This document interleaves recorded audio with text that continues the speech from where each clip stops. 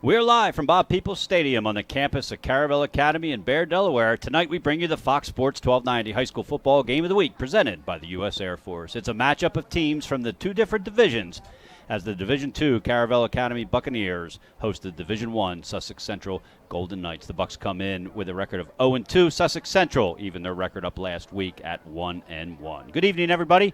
I'm John Busby along with Marty Sheehan. Ronnie Vickers is producing the game for Fox Sports 1290 back in our Newcastle studio, and the crew from 302 Sports is here on site with the production of the audio for the live stream broadcast. Sussex Central is making its second trip up north from Georgetown in the past 2 weeks and hoping they have better luck north of the canal than 2 weeks ago when the Golden Knights were held to just 17 yards of total offense in a lopsided loss to Hodson Votech just a few miles down the road from here. The Golden Knights come in tonight with a 1-1 record after a nice rebound win over Queen Anne's High School down in Maryland. Sussex Central racked up 385 yards on the ground in that one. Caravel Academy comes in tonight without a win yet in this young season. The Bucs are young themselves. 18 of their 42 rostered players are freshmen, and John Reed told me earlier this week they knew coming into the season they were going to take their lumps. But the coaches feel like the future is bright here in Bear for the Bucs, and if the past is any indication, they'll be right, as Caravel rarely goes more than a year or two without making the state tournament, and their 4 state championships were captured in 4 different decades. Marty, it might only be week 3 of the season, but the Caravel Academy being winless and Sussex Central already with 1 loss in its own division, meaning Division I, this is an important game for both these teams. I'll go so far as to say I think it's a must-win for both teams. For Sussex Central, they have their last Division II team on their schedule in Caravel. Their next 3 weeks are against the number 5, number 8, and number 2 teams in the state in Dover, Sussex Tech, and Smyrna. They need to have a good showing out here tonight. And given how much they struggled on both sides of the ball against Hodgson, they're in a spot where they really need to demonstrate some rapid improvement before they step in against some of that strong Henlope and North competition. Tonight's contest against a young, struggling Buccaneer team, admittedly, provides them with a great opportunity to do that. For Caravel, they're going to be wondering after 2 weeks if someone got the license plate of the truck that has run over them each of the last 2 weeks. I know people expected it to be a little rough. I'm not sure they expected this so far.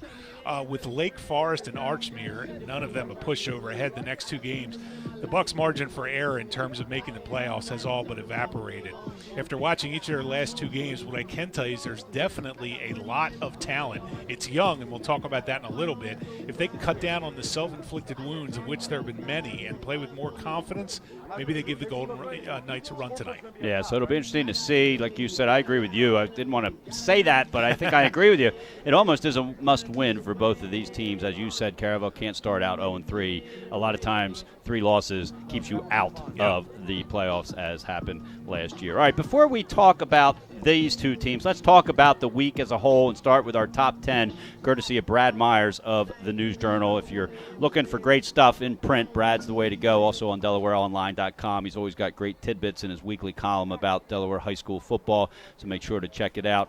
No change in the top 4 teams. Middletown 1, Smyrna 2, Hodson 3, Sally's 4. And Marty, Middletown, I don't think anybody's surprised about. They play at Del Castle this week. They're going to be missing Najee Smith, who got ejected from last week's game that we were at, that easy win over William Penn. If you're going to lose your starting running back for a game, again, no offense to Del Castle, but the Cougars might be a team where you can afford to lose Smith, get your backups in, and still come away with a win. Smyrna at 0-2. They lost to Middletown and Franklin, Maryland. They're going to go down to Cape Henlopen. Certainly not a must-win for them. They did the same thing last year. They started out 0-2 and ended up winning the state championship.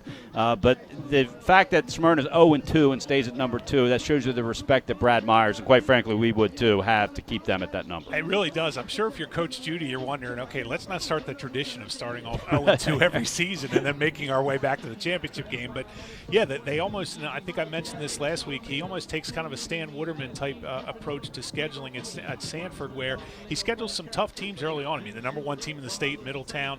Then they play at Franklin, Maryland, who was a really good team.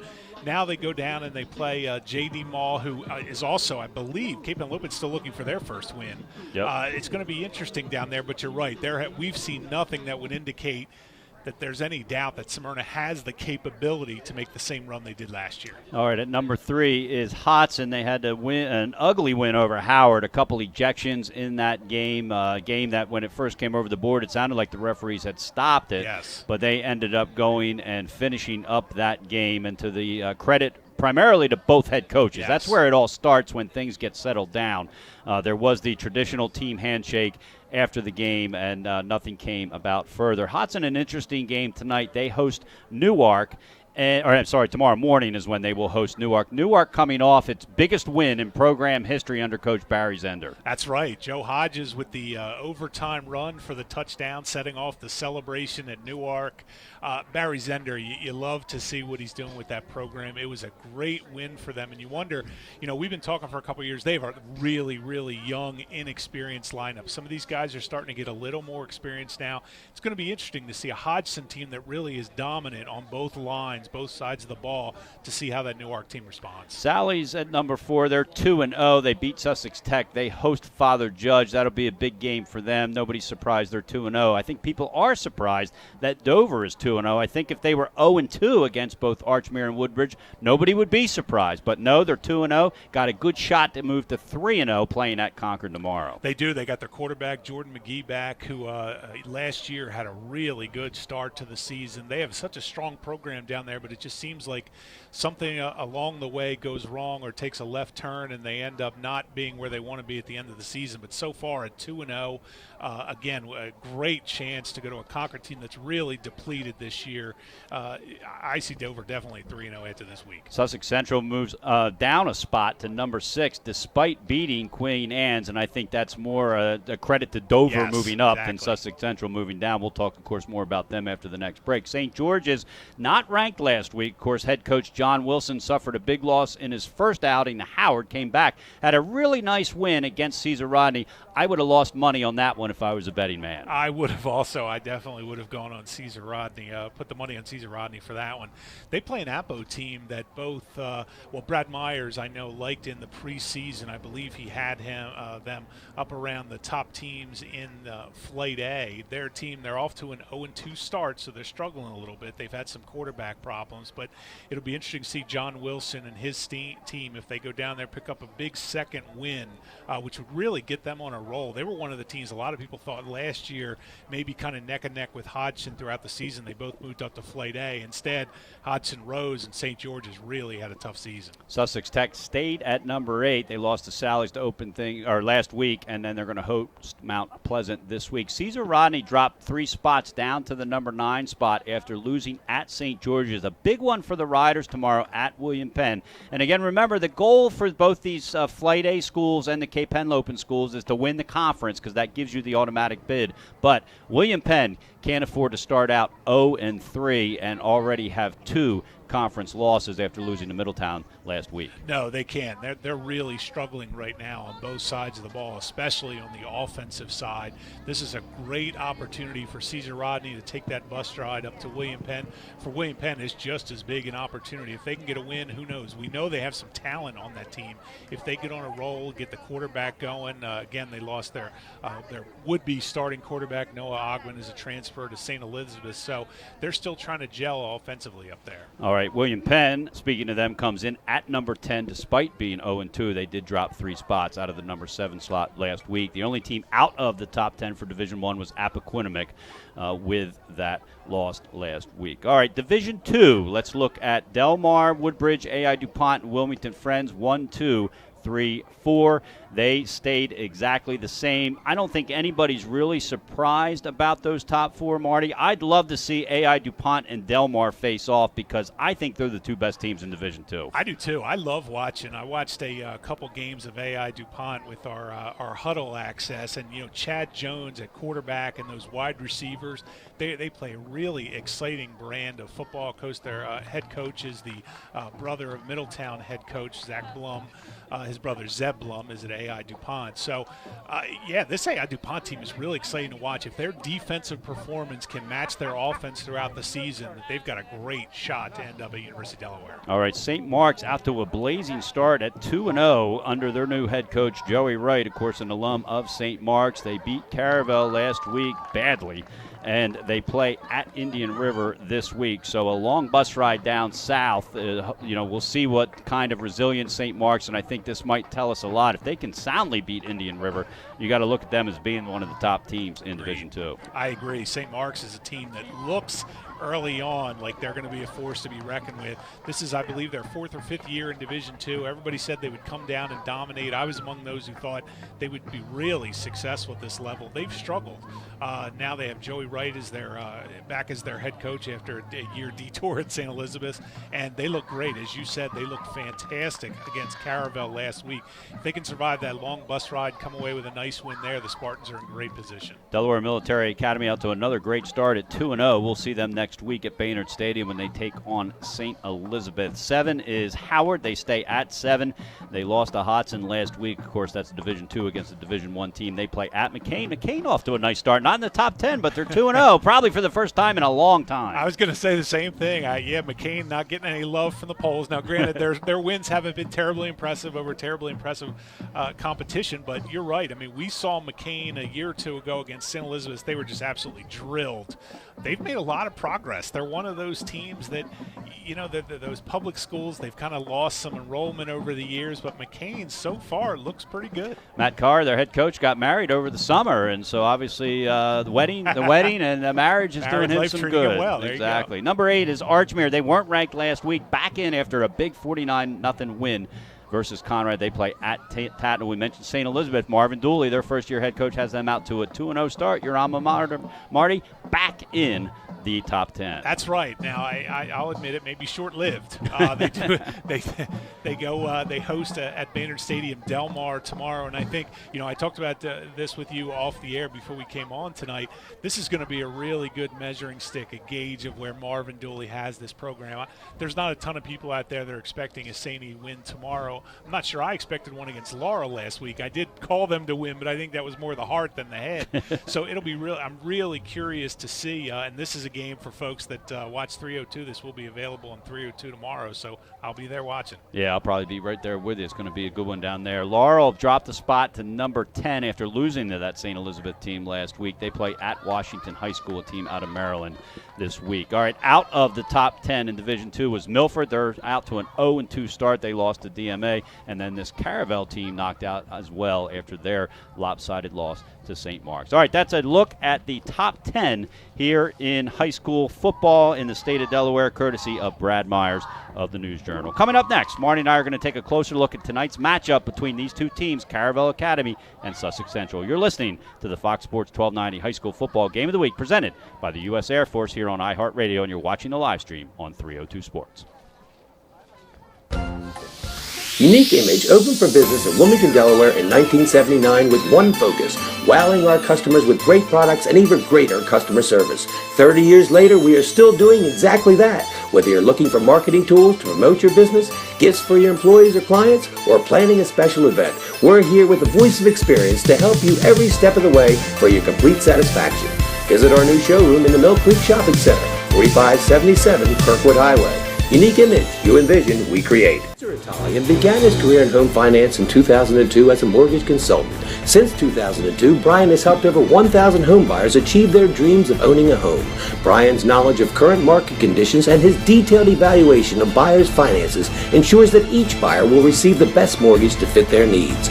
Brian is often commended on how efficient and effortless he makes the mortgage process for everyone from first-time home buyers to investors to experienced buyers. For the loan that fits you, contact Brian today. Mr. Italian began his career in home finance in 2002. The Hadley Group is your local real estate resource. Brian Hadley joined Patterson Schwartz & Associates in 2005. In 2013, Nicole Flora joined Brian, followed by Emma Burnett and Grant Jepp in 2014. That's when the Hadley Group was formed. Patterson Schwartz Associates offer you exceptional knowledge of local market conditions and a commitment to represent you honestly and professionally.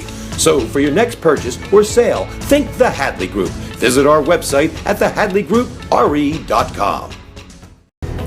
The Hadley Group is your local Military wife, I love helping our airmen and their families with financial tools to help provide financial stability.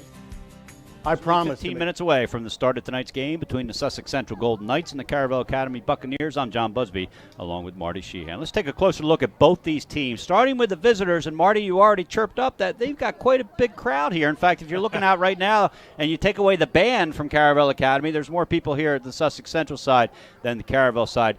Then again, once you got here from Sussex Central, you're not going to go anywhere. No, so the Caravel fans will be rolling in here in a little bit. The Golden Knights are coached by John Wells. He's been the head coach of this program for 23 years, and he also doubles as the varsity softball coach. And if I remember right, when I used to put together the top 5 for Max Prep, I think he's been coaching softball almost as long as he's been coaching football. For the Golden Knights, the last 2 seasons, they're 15-5. They made the playoffs, but they were beaten in the first round both times by William Penn, that 15-5 record, of course, during the regular season.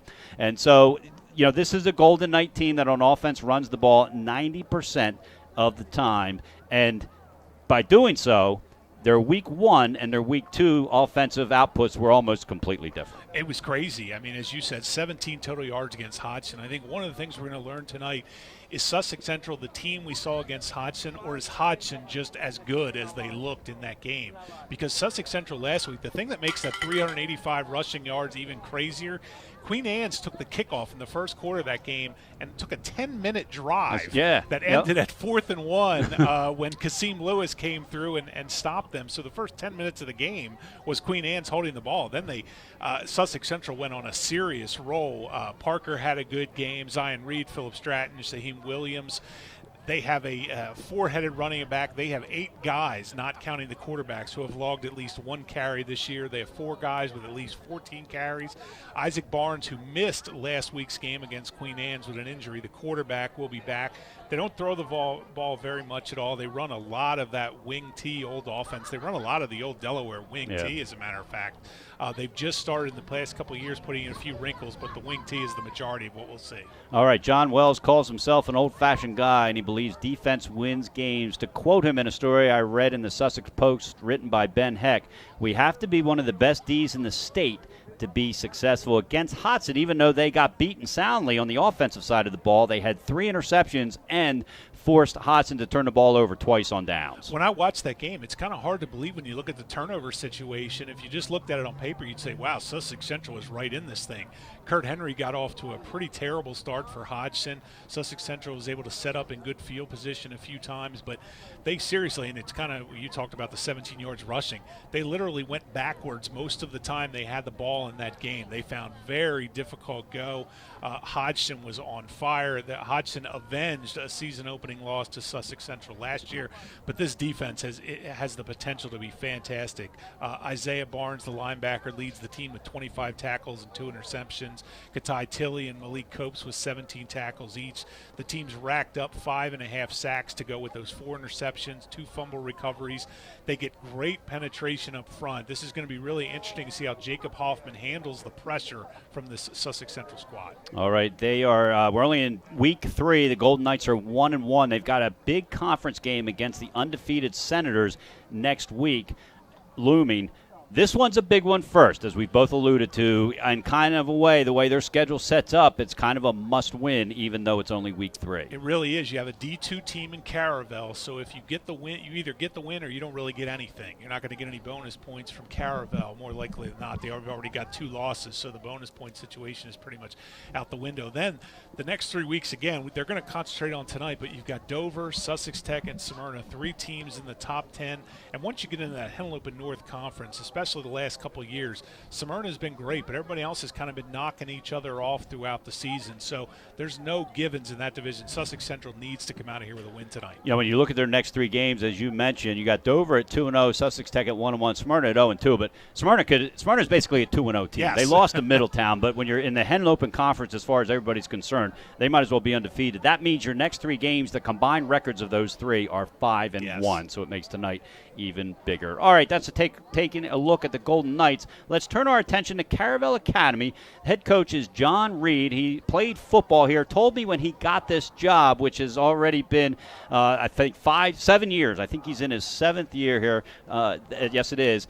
that this was his dream job and that he would not leave Caravel Academy as long as he was going to be a football coach, and he is still here. He won a state championship as a player in 1989, and then his very first season here at Caravel, he won in 2012. Hard to go up from there. Unfortunately for Caravel, they haven't won a state title since, but it's a very, very young team led by a veteran quarterback who has also added punting duties to his role tonight. That's right. Jacob Hoffman doubles as the quarterback and the punter for this team.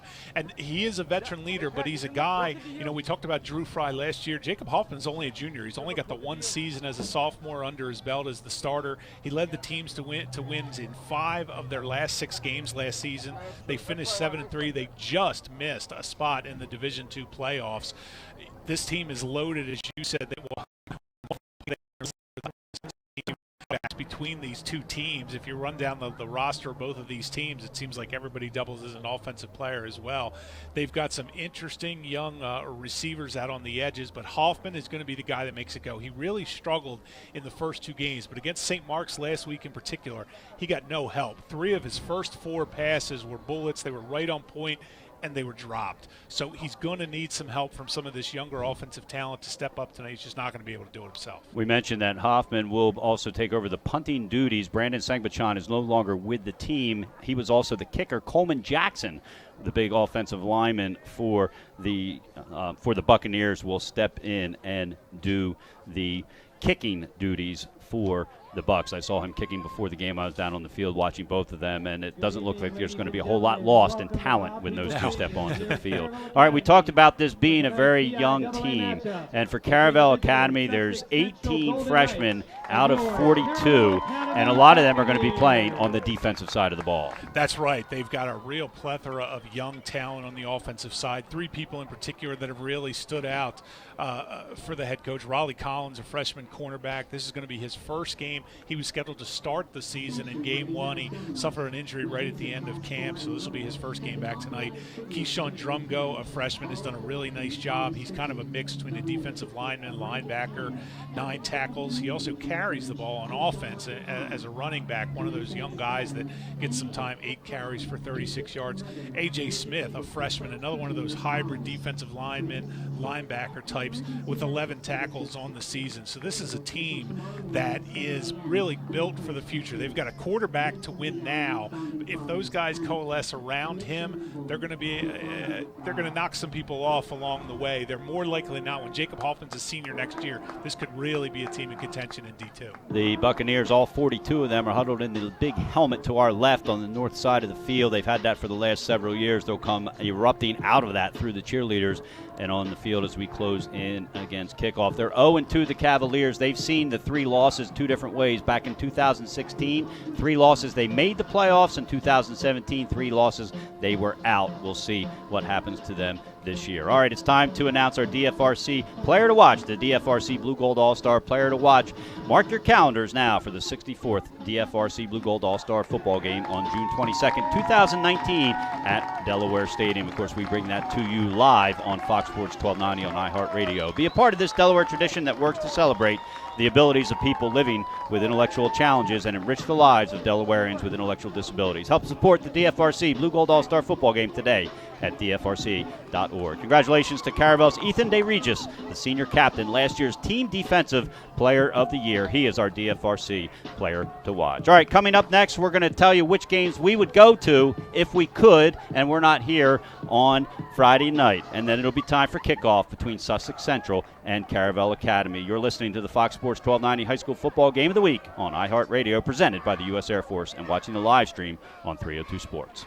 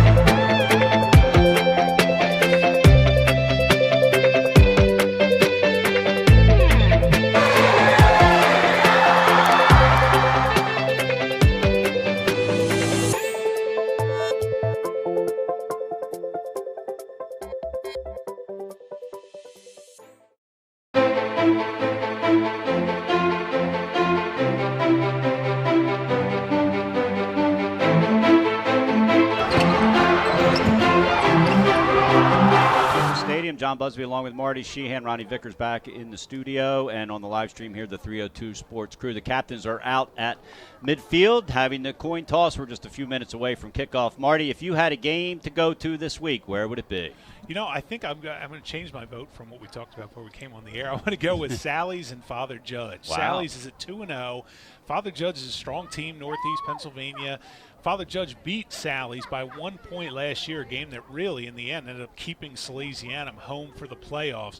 Be interesting to see how Sally's comes out. They have a new quarterback this year. They have some fresh faces in some key places, so I'm interested to see how that plays out. All right, that's a Division I game, of course. I think there's another good Division I game. It's Appo at St. Yes. George's. Both are 1-1. That was your first pick. That was my first pick. Yeah, I gotta look. I keep looking down the list. I keep finding new teams, new exciting. I want to be there. All right, Sussex Central has won the toss. They will receive. If I could go to a Division I game, and I might actually go to it, CR at William Penn. William Penn is 0-2, almost in a must-win situation, trying to get the first win for rookie head coach Matt Sable, who took over for Marvin Lewis. In Division II, it'd be a toss-up. I like the Friends at Woodbridge game. Yes. Friends undefeated. Woodbridge at 1-1. Their loss, of course, to Division I Dover. And I also like the Delmar at St. Elizabeth game. Both those teams are 2-0.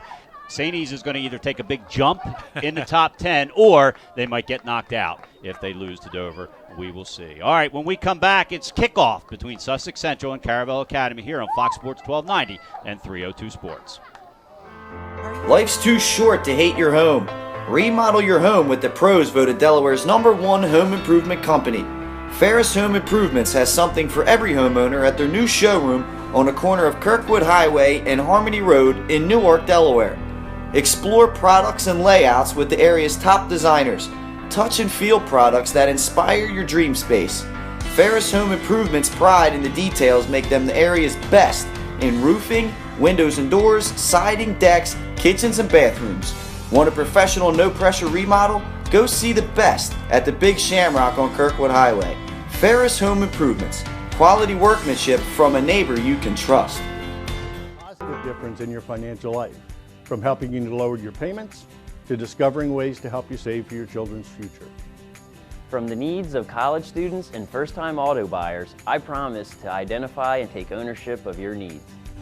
Local people, local decisions, Dover Federal Credit Union. No matter where you are in life, at every stage, we are here for you, for all of life's big moments, and everything in between.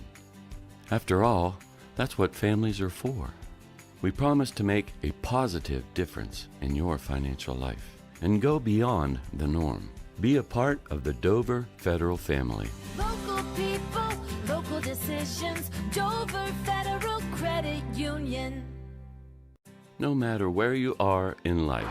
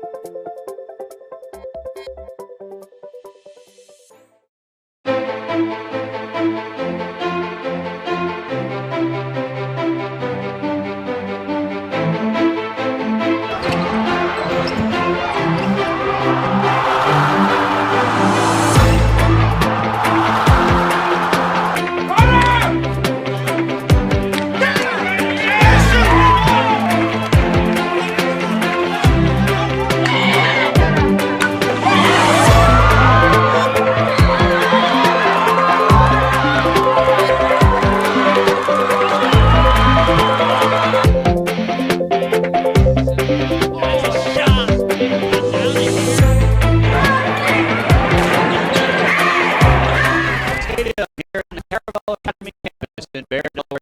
I'll be along with Marty Sheehan, Ronnie Vickers back in our studio. The 302 Sports crew is live on the live stream that you can see at 302sports.com or their YouTube channel. Sussex Central up from Division I, traveling from Georgetown up here. Decent crowd following along. I'd say there's at least 100 fans in attendance here.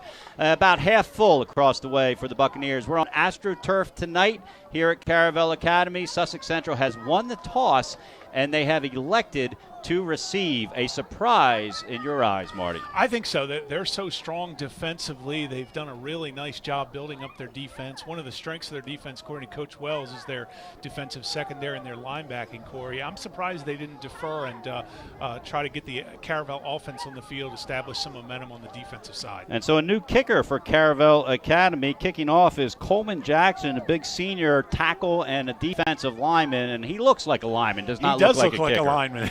Back for Sussex Central is junior Shaheem Williams and sophomore Philip Stratton. They are going right to left as we see it. Once they get it, the kick is away. Instead, it's going to be taken on the short hop. Javon Toppin has it across the 30 to the 35, brought down by a host of Caravel Academy Buccaneers led by Talib Wright. You know, that's one of the new things we've seen all the teams do. And nobody likes to try to kick it deep anymore. They're all trying to call it like the Karan Aline and Will Knight factor, where you just don't want to let a team set up a big return early in the game. You'll see teams much more likely to let the opposing team be content to let them set up at the 35, 40-yard line. And so Sussex Central is going to have it on their own 36-yard line, moving right to left as we see it. The royal blue pants, white jerseys, royal blue helmet. They run a traditional pro formation off the bat, and the give is up the middle. I believe that was to Tyjir Parker, a pickup of about 2 up to the 38-yard line. One of the things I noticed on tape last week, and Sussex Central sort of started out the same way tonight, Cole Balance, one of the strongest defensive players for Caravel. He's a senior transfer. He's the captain of this team, came from St. Mark's. They will run away from him as much as possible. St. Mark's did it all night last week, and it really helped their running game. Isaac Barnes is back in at quarterback after missing last week with the injury, and the give is going to be a Williams around the left side. This time he's brought down by a host of Caravel Academy Bucks, led by Ethan DeRegis, the senior captain. Is going to be a loss of about 4. Take it back to the 35-yard line. Yeah, that time William Perkins, the tackle for Sussex Central, was supposed to get out there and lead. He completely whiffed on his man, which left the running back susceptible to a horde of Caravel tacklers. So a good start for Caravel defensively. So it's going to bring up a 3rd and 12. We're less than 2 minutes into this Week 3 game.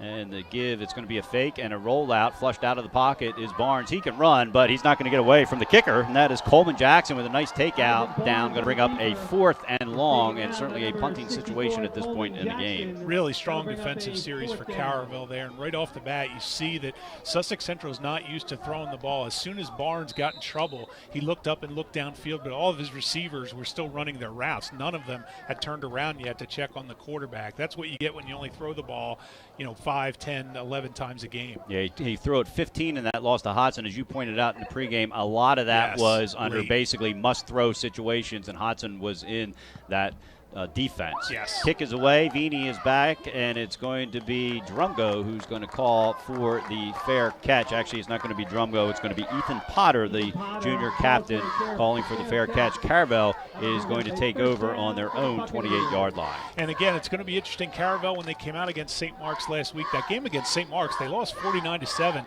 lot of people may not know. St. Mark's fumbled the ball away on the first snap of that game. Caravel scored 2 or 3 plays later. We're leading that game 7-0.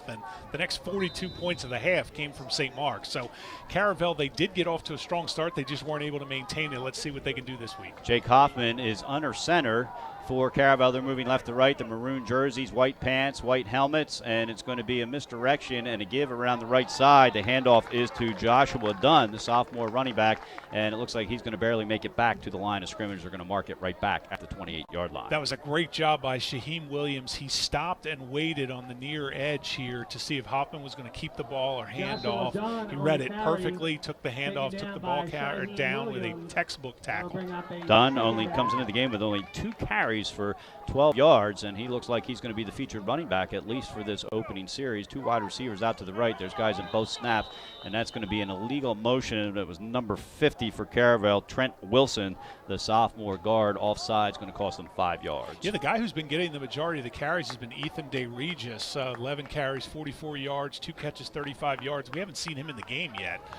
Tonight, I don't know if there's a reason for that, or he is going to come off the bench later. But as you said, they're going with a different feature back to start things off. Sometimes you do that just to throw the other team off. If you watch Caravel's first 2 games, you saw DeRegis and Yes. you saw Drumgo carry the ball 80% of the time, and all of a sudden you got Josh Dunn in the backfield. Both slots are filled, 1 wide receiver out to the right. Hoffman is under center. Going to motion is Jordan Vini, and the give is going to be up the middle to Dunn, and he's going to lose, it looks like, about 2 yards. We're going to bring it back to the 22-yard line. Caravel only split 1 receiver out to the short side of the field that time. Sussex Central had 10 guys within 8 yards of the ball. You're just not going to be able to run, especially he didn't try to get outside. He more tried to cut that back towards the middle. It was far too clogged up. Woodbridge jumped out to a 7-0 lead over Wilmington Friends, courtesy of a tweet from Brad Myers. 2nd and 15, ball on the 22-yard line. Scoreless here with 8:40 to play in the first quarter. Hoffman sets back, and he's going to be brought down, sacked by a host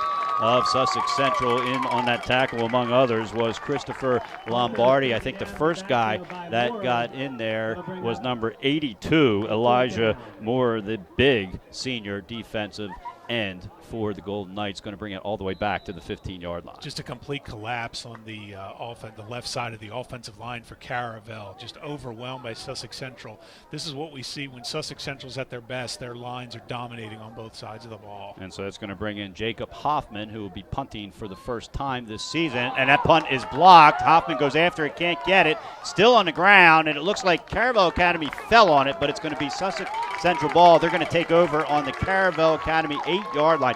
It looked to me like Hoffman was too close to the line. I have no idea. I was just going to say, he was in basically shotgun formation there. When you said he was going to punt, I had to check the down marker because he was not in punt formation, and that could be, he is just assuming the punting duties this week. Yeah. That just may have been a mistake on his part. He didn't even take a half step before he punted that, and it was just blocked in the normal case of guys moving forward. It's not like Sussex Central had an all-out block on there. Well, and sometimes when you have your quarterback in there, if you're at midfield, you may line up that way trying to throw it off, but there was no question he was going to punt the ball. So not sure about that. We'll see what John Reed is over there talking to his punter right now. And either way, it's going to bring up a 1st and 10. Sussex Central is inside the 10-yard line at the 8. Moving right to left as we see it. No score as of yet. Give was up the middle. I believe it was to Parker. These gold numbers are tough to see. And you add to that the sheet of plexiglass that is half polished. It is tough to see. We got the glare from across the field and the lights, but it was Parker. And it looked like he might have gotten back to the line of scrimmage, so it's going to bring up a 2nd and goal on the 8. Just to follow up that punt, they had troubles last week. Caravel did as well, and in week 1. In week 1, they snapped the ball over the punter's head. Last week, they had a missed a snap. The punter dropped the snap. And this time it's going to be a toss to the left side, and that is Zion Reed, and he's going to pick up a couple yards. They're going to mark him down at probably about the 4-yard line when it's all said and done. Sussex Central with a good push there. Zion Reed, he has a real low center of gravity when he runs. He gets his pad level down low. That time he bounced off a few guys, and all of a sudden looks like we may have some extracurricular. Some of the flag went flying up. Yeah, the flag went flying up. There was nobody within earshot of the linesman who threw it. There were no players near each other. We'll see what the call is here. Oh, it's a sideline warning, and so the flag will not do anything to the football on the field. It's going to remain it's going to remain 3rd and goal to go on the 30-yard line. They've got the scoreboard right. So a sideline warning to Sussex Central. Now, I've noticed Barnes runs over to the sideline every time to get the call, and that, I think sometimes when your quarterback comes over, your sideline kind of goes out. It's just kind of a natural thing. That was an old Joe Hempel thing talking about St. Elizabeth's, the quarterback coming over after every single play. And so a wishbone formation this time, and the give is to the man all all the way on the right, and we'll have to see who pops up there. That's going to be Shaheem Williams, and he is taken down after a loss of about 2. Going to take it back to the 6-yard line, going to bring up a 4th down. We'll see what Sussex Central decides to do here. And that was a great job by the freshman, number 7, Riley Collins, the defensive back who came up and gave a big hit on that play. So, yeah, Caravel looking pretty stout defensively tonight. They're not getting Sussex Central not getting the push I kind of expected they might early on. And they're going to go for it. No, now they are going to kick. It looked like they were going to line up, and instead they are going to kick it. And it's going to be a 23-yard field goal. If it is good, in on the kick is Samron Sam, and it's a fake right back to the snapper, and that is Isaiah Barnes, and he gets taken down going around the left, and he's going to be down at the 2-yard line. A turnover on downs. Isaiah Barnes, the holder, unable to convert the fake field goal. Samron Sam hit a 35-yard field goal against Queen Anne's last week, so Caravel had every reason to believe that kick was going to be legitimate. Instead, they faked it. Caravel, a great job of recognizing it. Almost looked like Sussex Central tried a quick snap a little bit there to get an even bigger advantage, but Caravel came up big on the stop inside the 5. So with 5:54 to play, it remains scoreless. Caravel 0, Sussex Central 0. Hoffman's got his team almost backed up in the end zone. They're at the 3-yard line. Wide receiver goes in motion, and it almost looked like a busted play. Instead, the handoff is going to be only about a yard, and so they look like they may have lost a yard back to the 2-yard line there. I think it was Vini on the carry. They're running the same sort of formation again. They only split out one wide receiver. Everyone else was packed close to the line of scrimmage. And again, they tried to go inside, a little bit of misdirection, but it's just way too clogged up in there. The Sussex Central defensive linemen are good size. They're shutting those holes down very quickly. We've seen 11 plays, all 11 are runs. You made that call, Marty. It could be a quick game only because of that. Going to bring up a 2nd and 10. Ball is marked at the 3-yard line. Man goes in motion. That's Vini, and it looks like it's going to be an end around there. No, he ended up handing it off, I believe, and a loss of 2. They're about as close to that goal line as you can be without it being a safety. Going to bring up a 3rd and long. They are. The referee kept walking back, and it looks like he set up just a few inches outside the goal line there. Caravel going in the wrong direction. So both teams so far we're seeing have a really difficult time get their running games going.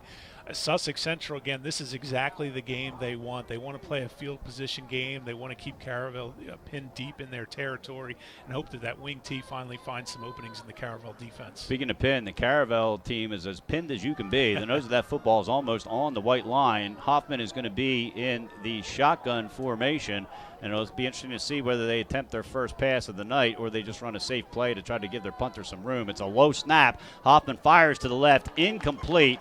He was trying to hook up with number 8, Joshua Morrow. Instead, it's going to fall incomplete, and the punting team will come on for Caravel. And I actually don't mind that play from Jacob Hoffman at all. He threw it where only his receiver could end up with it. There was double coverage.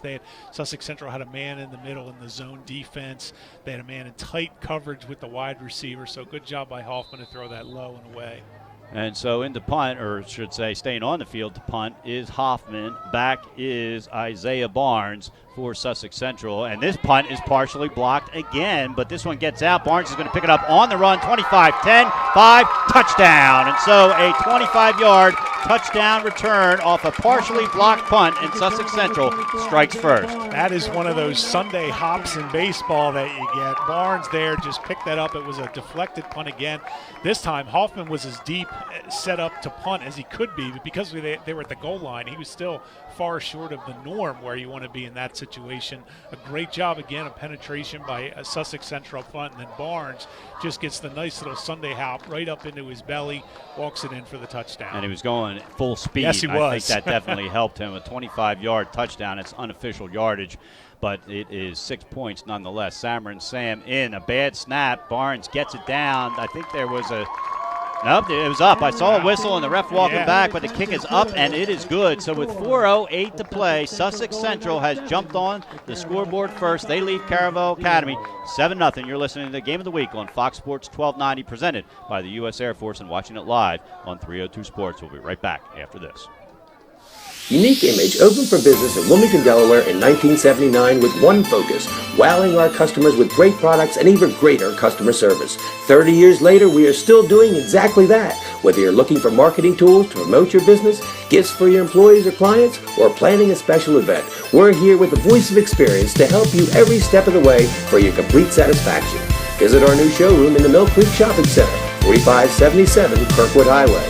Unique Image, you envision, we create. Mortgage consultant. Since 2002, Brian has helped over 1,000 home buyers achieve their dreams of owning a home. Brian's knowledge of current market conditions and his detailed evaluation of buyers' finances ensures that each buyer will receive the best mortgage to fit their needs. Brian is here at Bob Peoples Stadium on a 25-yard punt return by Isaiah Barnes and then a kick conversion by Samron Sam, and with 4:08 to play, the Golden Knights lead 7-0. Sam getting ready to kick off from his own 40-yard line, and the kick is going to go into the end zone, and so it will be a touchback.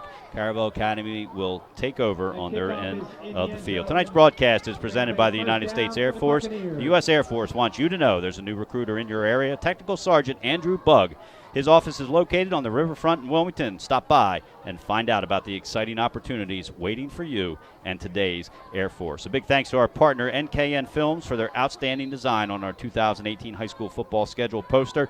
Visit nknfilms.com for all your video needs. It's going to be 1st and 10. Caravel takes over with the ball on their own 20-yard line, trailing 7-0. 4:08 to play here in the first quarter. John Busby along with Marty Sheehan. This time Hoffman drops back, fakes the handoff, drops the ball, gets knocked away, picks it up, scoots it out of the end zone, and there's a scrum going on it right now. It's not going to be a safety. The question is going to be who's going to have the ball on the 1-yard line as they unpile this. A heady play by Hoffman to knock it back into the play and out of the end zone. Yeah, we'll I don't think what he did was legal. I'm surprised there's not a flag because he was not trying to pick it up. He definitely batted out outside of the end zone, but the referees are letting it go.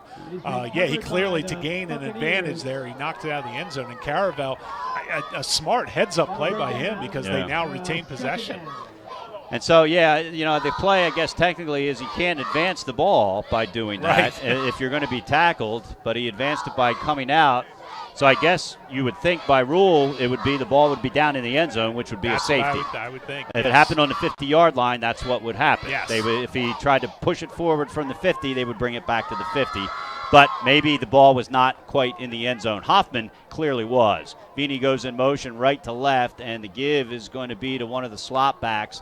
And we'll have to see when they unpile there. Tough angle for us to see there, but got up to the 4-yard line. It's going to bring up a 3rd and long. And the mistakes just continue to pile up for Caravel. They've had 2 punts blocked now. They've had a fumble, the quarterback scrambling out. There was no one open on that scramble for the quarterback, Hoffman. And Sussex Central, again, doing a great job of just bottling everything up inside. I believe the runner on that last one was Ethan Potter, going to bring up a 3rd and long. And Potter's going to have the ball again, driven up the middle, only going to pick up a few yards, short of the first down, and they're going to mark it just shy of the 11-yard line, going to bring up a 4th down, and Hoffman will be punting away. Looks like the goal on that one was just to get Hoffman a little more room as they had all 11 players within about 9 yards of the line of scrimmage of each other. So just to give Hoffman a little bit room, and it looks like someone has finally talked to him, and he's back a little bit further in punt formation. He looks like he's officially in punt formation. Isaiah Barnes, on the other hand, lined up on his own 40. A clean punt. Barnes is going to field it on his own 43-yard line, not touched to 30. 25, we're going to have a clip. It's going to come back no matter where it ends up, and there was a clip there, a couple flags down actually. The second one, that might have been a late hit. We'll see. We're at least going to get that blind side block that they call all the time now. It used to be called clipping if they'd go low. Now they call it for the blind side block, which is a 15-yard penalty. And as you said, there was a penalty at the end of the play as well. Yeah, and so if it was a late hit on the end of the play, that's going to offset it with another 15 yards. We'll see. Personal foul against Sussex Central. That would be for the block, the blindside block, and then no. Maybe they threw both flags. One of them was thrown late. Well, late and away from where the blind, the blindside hit took place. So we'll see. The Sussex Central offense is on the field, and they're going to start on the Caravel side of the field for the second straight possession. Their last possession, of course, was the run back on the punter why he's not on the team, but they may need to do some work during the week because it's clear he's not real comfortable with doing that right now. That one real short, right to Isaiah Barnes, who brought it back in good field position. 2:15 to play. Sussex Central with the ball and the lead, and it's a fake. Barnes is going to drop back. He's going over the top. He's got his brother and overthrows him, so incomplete. Going to bring up a second down, almost a Barnes to Barnes touchdown. And last year they did this a couple times. Barnes was his favorite receiver. His brother Isaiah Barnes was his favorite receiver. I believe they're twins, actually. Yes. Isaac Barnes that time. Again, they don't throw the ball very much, so you wonder how much they practice that during the week. That time, Barnes, Isaiah Barnes, I'm going to keep saying Barnes and Barnes. It sounds like a Barnes wine and company, yes. But that time just a little bit out of his reach. And so it's going to bring up a 2nd and 10, ball on the Caravel 37-yard line. Two backs in the backfield, and the give is up the middle. That's to Zion Reed. He's going to pick up maybe a couple yards. They're going to mark it at the 35-yard line. Going to bring up a 3rd and 8. Zion Reed got a little too left and right there, a little east and west. He kind of stutter-stepped a little bit looking for a hole. He had one to the far side. He looks a little frustrated coming off the field. He had more room to run. Probably knows he should have been able to do more with that. And so Isaac Barnes runs the play in from the huddle. 3rd and 8. 1:38 to play here in the first quarter. A fast one. We've only had one pass thrown, and that was incomplete.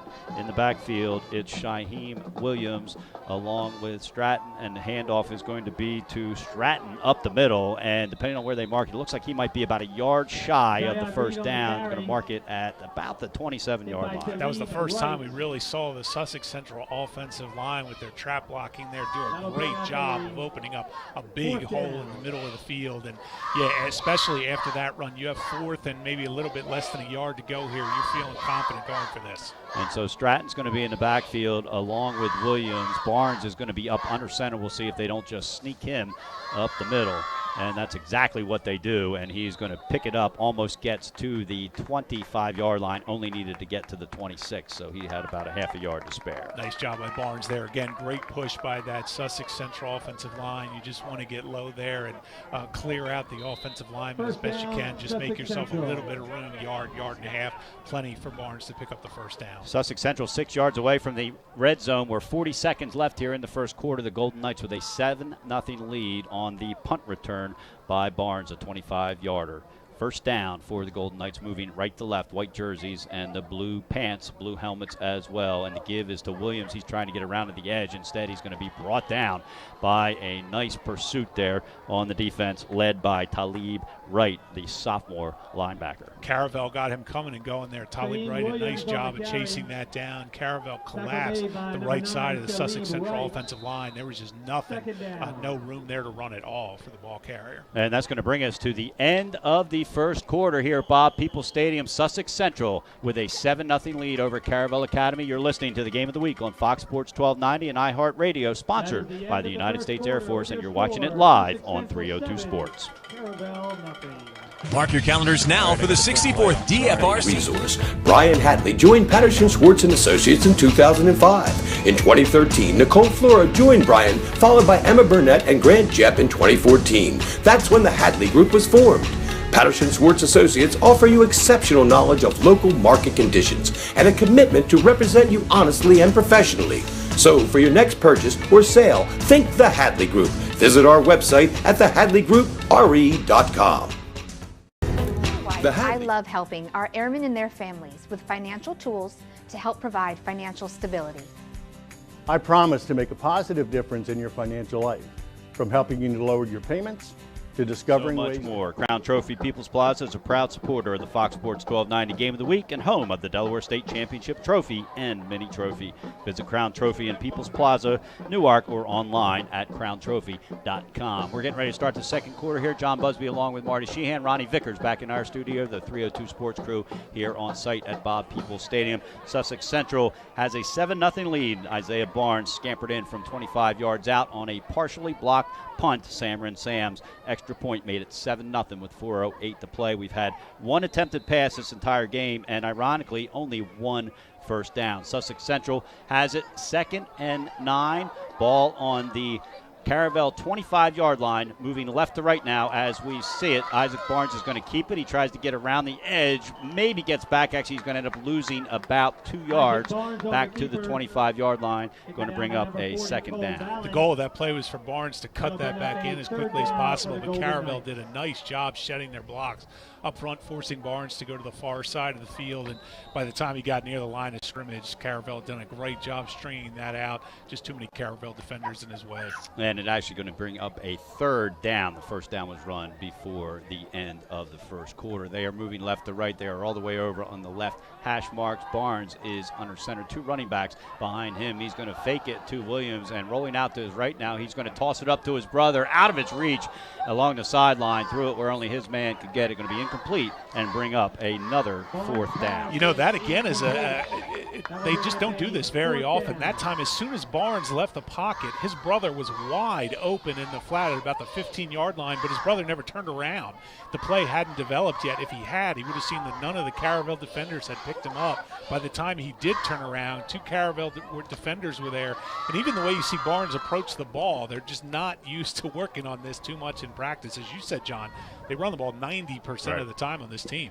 And so it's going to bring up another 4th down. They converted successfully on the last one. That one was a short one. This one is 9 to go. Ball is on the 25-yard line. Barnes drops back, fakes, and he's going to throw it up again. This time he's looking for Williams. Has his man.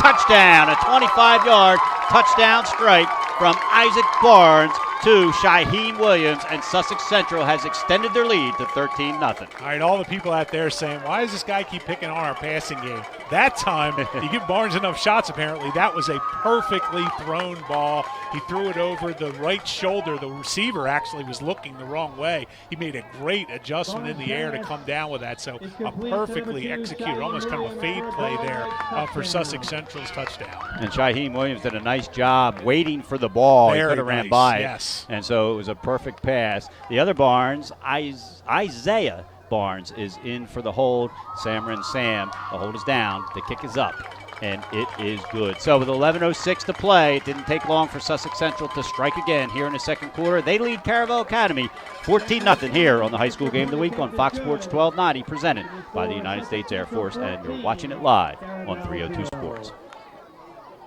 Flames. From the needs of college students and first-time auto buyers, I promise to identify and take ownership of your needs. Local people, local decisions, Dover Federal Credit Union. Hi, I'm Scott Kammerer from Solo Concepts. Solo Concepts is an award-winning restaurant group on the culinary coast with 10 locations. We're a chef-driven group. Come check us out. See you soon. Solo Concepts believes in the vision of our founder, Matt Haley: cook beautiful, simple food, develop the people we work with, and make the world a better place. Solo Concepts on the culinary coast with 10 locations from Lois, Delaware to Fenwick Island. Come check us out. And the National Electrical Contractors Association, NECA, energizing Delaware. With their highly skilled electricians partnered with Signature Contractors, Local 313 electricians will safely get your job done right, on time, and within budget. Visit IBEW313.org. John Busby along with Marty Sheehan. We're just 1 minute into the second quarter here. Sussex Central has struck again. They lead Caravel Academy 14-0. Samron Sam is getting ready to kick off at his own 40-yard line. The kick it going left to right as we see it. 3 guys back for Caravel, and it looks like it's going to end up in the hands of Ethan Potter. He's trying to work his way around the right to the 30, knocked out at the 32-yard line. Caravel Academy will take over on their own 32. Johnny, you and I usually don't make a practice of talking about people who aren't on the team very much, but it's probably worth noting that the punter and the number 1 receiver on this team coming into the game was Brendan Senkpacham. We found out tonight he is no longer with the team. So in terms of their passing game, where Jacob Hoffman just haven't been able to find anything, he's adjusting to a little bit different kind of life here without the guy who was his number 1 receiver coming into tonight. Yeah, and so anytime you're a quarterback and you lose your number 1 receiver, that's got to play on your mind. And then you add kicking duties to your chores, and that's another thing. And he's Absolutely. had 2 picks blocked. And again, normally when a kick is blocked, it is not the punter's fault. Caravel moving right to left as we see it, and the give, as it has been often tonight, is to Ethan Potter, and he's made his way around the right side, picked up maybe about about 2 yards, going to bring up a 2nd and 8 on the 34. I'll point this out again, too, John. The leading rusher on this team is Ethan DeRegis, and we have yet to see him play tonight. No, and I asked Coach before the game if there was anything we needed to know, and he said other than Sangbachan, there wasn't. And so I'm just kind of taking a quick scan over there in the lineup, and I don't see a number 3 at first glance. We also have not seen Keyshawn Drumgo with a carry, and he's their second leading rusher. Right, and so going out to the left this time, Hoffman, he gets pressure, knocked around, and it's almost interception. Would have been a pick 6, but Rocco Esposito of Sussex Central couldn't get his big mitts on it. Looked like he might have been heading the other way before he had it. John, there's a reason a guy named Rocco is playing defense. You never throw the ball to a Rocco.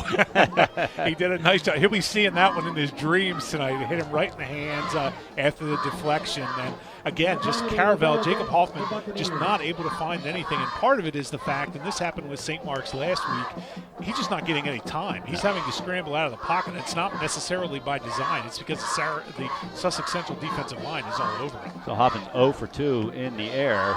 And was that a penalty? Looks like they're marching something back. We're on the visitor's side. Didn't see. He made it. There was a penalty, and it is marching Caravel Academy back. So it was accepted, which means it should still be 2nd down, I believe. And they are changing the yardage marker here. So it's going to be Caravel is back on its own 28-yard line. And so that play literally did not exist, apparently. And so it won't count as an incompletion. Hoffman rolls out to his right, fires back over the middle, incomplete. And he was thrown into traffic. He was trying to get the ball again to Ethan Potter, who sort of ran kind of out of a screen out of the backfield there. It wasn't really a breakout screen. No. Just it wasn't a clean pass route either. And you know what? It was a very dangerous pass. It's one of those things, a quarterback, they always say you never throw late back over the middle, and that's exactly what Hoffman did. You get the sense he's trying to make something happen here, but you still don't want to lose sight of your fundamentals. You still don't want to make a mistake. It's only 14-0, 10 minutes to go in the second quarter. You still got to keep your wits about you. And so it's going to bring up a 3rd down now. The ball is still marked on the 28-yard line. Hoffman is going to come up under center now. Potter is the lone man in the backfield. There's wide receivers in both slots and also one out here to the left. Vini is going to go in motion right to left, maybe as a lead blocker. Hoffman drops back. He gets chased down, fumbles the ball, and it looks like Caravel has recovered it. And it will actually be a loss of about 2 yards. In on that recovery is big number 78, Kyle Rulowitz, a senior guard, and that's going to bring up another punting situation for Caravel Academy. The Bucks have yet to record a 1st down in this game. And you know what? For Jacob Hoffman, this is just one of those nightmare games. When you can't run the ball, the team can just load up the box and come at you when you pass. Hoffman, the minute he turns around, he's in trouble. And a nice kick. It's going to take one bounce and end up in the hands of Isaiah Barnes. Runs into his own player at the 50-yard line. A flag goes down, and Barnes gets into Caravel Academy. They're going to mark it down at the 43-yard line, but we'll see what this flag is all about. Now, Isaiah Barnes, I wrote in my notes before the game, he's an explosive returner. I watched a couple games from last year where he did this, and this year he's had a couple. Some of them have come back because of penalty, but he's one of those kids that, as you mentioned on the first punt return, he came at it at full speed. He's kind of reckless in that way, but he's the kind of kid that you want. He won't do it if he's in traffic, but he feels like he can get a good return on. He does a really nice job weaving in and out of traffic. And so I believe it was a hold that was signaled, and so it's going to back Sussex Central out of Caravel Academy territory because the hold took place at about the 50-yard line. Looks like they're going to mark it at the 41 of Sussex Central, so the Golden Knights will take over. 1st and 10 with a 14-0 lead, 9:23 to play here in the second quarter at Bob Peoples Stadium. On the left hash mark, moving left to right, under center is Barnes, and this time it's going to be a pitch around to the right side, and it is Javon Toppin with a nice move across the 40 to the 35. Another flag comes flying in, and this one could be coming back. Yeah, we're going to get a hold way down the field. It really didn't have a lot of impact on the play, but Toppin, a really nice job coming around on almost kind of a jet sweep. He actually circled behind the quarterback, came out and took that handoff, and just a nice job to get down the field. They had some really nice blocking downfield, and the play that was called a hold really didn't open anything up, so it's unfortunate for Sussex Central. Woodbridge and Wilmington Friends are tied up at 7. AI DuPont takes a 7-0 lead over Lake Forest. downstate. And, John, just to point out to fans at home why you and I we're guessing at penalties and things sometimes, it is hard to describe the view from this press box in terms of the light situation. It's interesting to say the least. It's kind of like looking at a game with a flashlight in your face while someone else holds a mirror up right next to that flashlight and shines another flashlight off that. And the ref turns and faces the other way. Yes, he does. All right, so it's going to bring up a 1st and 8 as that penalty was marked back to the 43-yard line. So still no official carries on this play until that one. And up the middle was Zion Reed into Caravel Academy territory. Picks up the first down all the way to the 45-yard line. That time a great job by the center and guard combination, just opening up a huge hole in the middle for Sussex Central to run through. And it looks like they may have found something after a quarter of searching on the ground where they can really exploit the middle of this line. Again, the strong suit for Caravel is on the ends, especially Cole Ballant, who is on the right end of that line. But teams, for the most part, are going to run away from him. St. Mark's did it constantly last week. And so Barnes is under center, and this time the give is up the middle and running into a whole batch of Caravel Academy players. I believe that was Parker. They're unpiling now as we speak. Actually, it was Barnes. He's hit by a plethora of Buccaneers. I love the public address announcer crediting the tackle to a plethora of Buccaneers. And he said Barnes. I believe it was Reed on the carry up the middle, so we're going to go with Reed. Either way, it's going to bring up a 2nd and 1. Ball is marked on the 2nd and 11. Ball on the 46-yard line. It was actually a loss of 1. It was Reed on that carry. And that was a great adjustment by the Caravel defensive line to clog up that middle. And this time it's a reverse misdirection, and Williams fires up the middle to the 30, 25, 20. One man to beat, and he's brought down. No signal yet. No, he is brought down at the 4-yard line. A touchdown-saving tackle by Ethan Potter on the other end of a run. He's carried the ball more than anybody on Caravel, made a touchdown-saving tackle on that play. A really interesting play. They ran this play twice against Hodgson, and both times it lost yards. The quarterback turns and he hands the ball off to the running back, who then hands it to a wide receiver who's coming in motion across the formation. The wide receiver cuts inside, sort of a misdirection. That time, Caravel unprepared for it totally. Great execution and blocking by Sussex Central. Huge gain. It's going to be a 1st and goal on the 2-yard line. Williams is in the background field, wishbone formation, and the give is to the man in the back. I'm trying to see those gold numbers here. See who gets up out of the pile. It's not in the end zone either way, and that is going to be Reed again. He's going to pick up maybe a yard, going to bring up a 2nd and goal. And even though we haven't seen him on offense, that was Ethan DeRegis, the senior linebacker, who came crashing in there and blew that up, resulting in no gain. So 2nd and goal for the 2 for Sussex Central. Isaac Barnes runs the play in from the sideline. 7:05 to play. Sussex Central already with a 14-0 lead, and I say 7:05 to play, and that is in the 2nd quarter. 2nd and goal on the 2-yard line, moving left to right as we see it. Wishbone formation again, and it looks like it's to Reed again, and he's going to get piled up short of the goal line, going to bring up a 3rd and goal.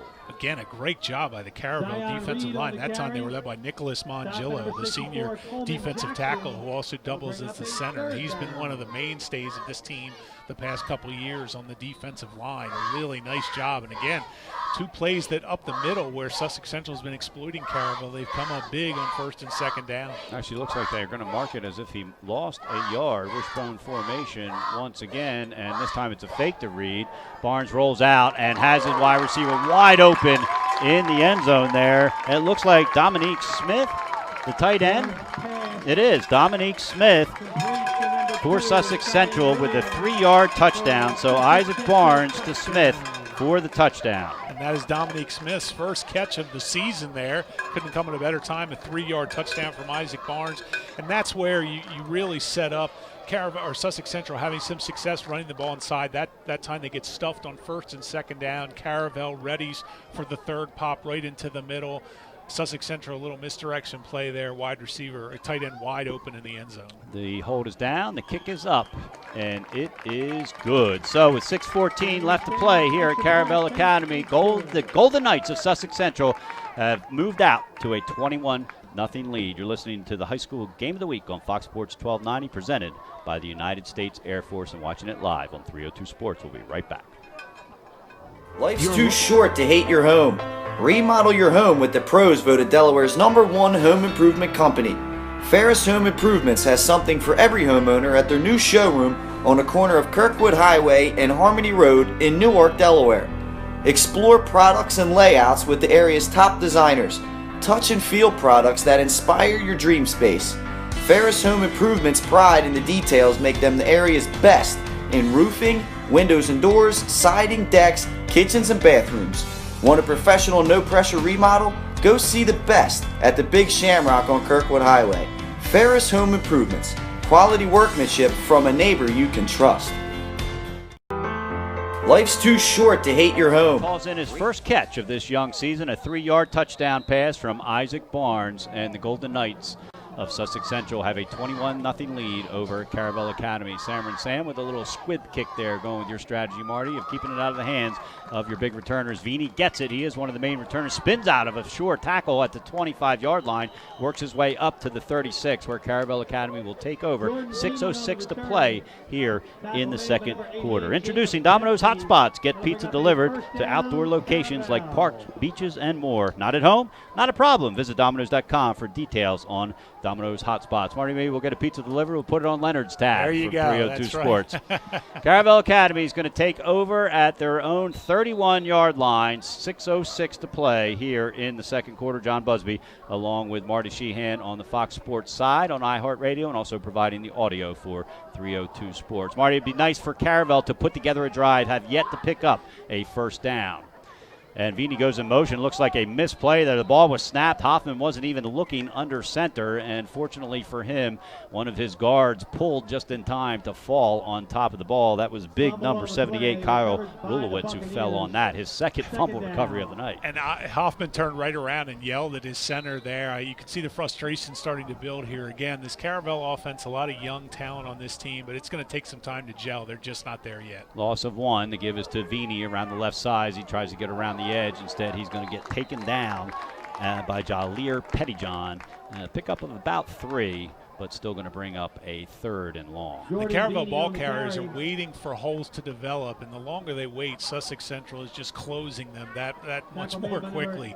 It's just not been in the cards tonight for this Caravel offensive line to get any headway going. And so it's with 5:21 to play. It's going to bring up a 3rd down. Ball's on the 33-yard line. Looks like they need to get to the 42 for a first down. They're moving right to left.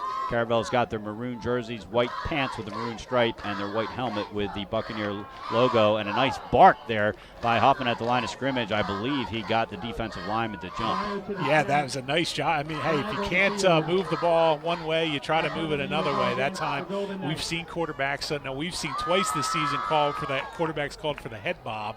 That time Hoffman, a great job of just changing the inflection of his voice and setting up a 3rd and manageable, as you said. That's something they really need, if nothing else, just to gain some confidence, little by little, get some first downs, keep Sussex Central offense off the field. And so the ball is now marked at the 38-yard line. 3rd looks like about 4 as they move right to left. It was Kasim Lewis that jumped off sides, and the give is around the right side, trying to get to that first down yard line is Joshua Dunn, and it looks like he's going to have the first down for Caravel tonight. Yeah, Josh done a really nice job there to just get enough to get to the sticks, fought his way through one tackle. Sussex Central actually had him a little short of the first down, but he was able to fight through. And big first down for Caravel. You just at this point, it's just baby steps. They haven't been able to get a ton going confidence-wise, or the offense hasn't been efficient in any way so far. So just little by little, you want to start building some confidence for yourself. So it was till 4:25 of the second quarter that Caravel Academy picked up its first first down. They trailed 21-0. Vini on the toss to the left,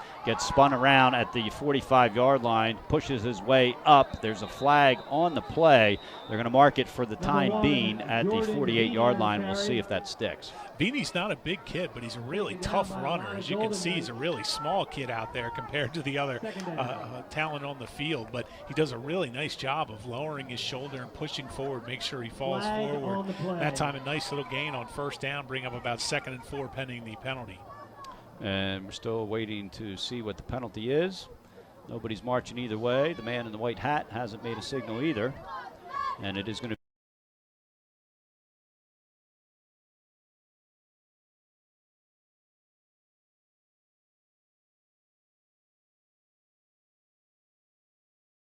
nice job of penetrating, shedding those blocks, and getting through to the ball carriers. The linebackers have been making their way through the holes as well. For Caravel, you're just looking for any advantage right now, and that's going to happen from time to time when you start to get frustrated.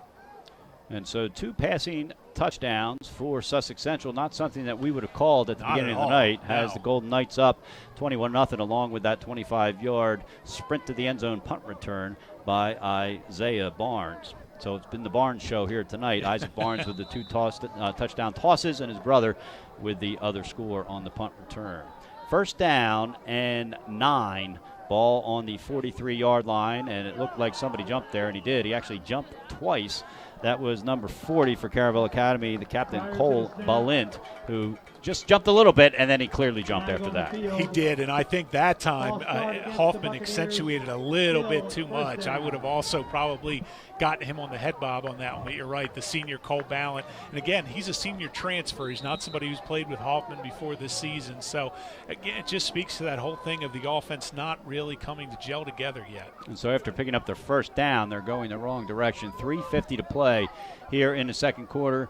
The Golden Knights with a 21-0 lead. Hoffman with the handoff around the right side and trying to find daylight over there is Joshua Dunn. He's going to work his way up to about the 43-yard line, going to bring up a third and looks like about 9. Nice little gain there by Dunn to bring up a 3rd and 9. Not a great situation. Caravel's been playing behind the sticks all night long, which is just getting into long down and distance situations. But if you're Caravel here, you want to be careful as well with 3:20 and counting down in the first half. You don't want to make any big mistakes. You want to make sure if you need to, you can get off a nice punt here. I stand corrected after that penalty. This is only 2nd down.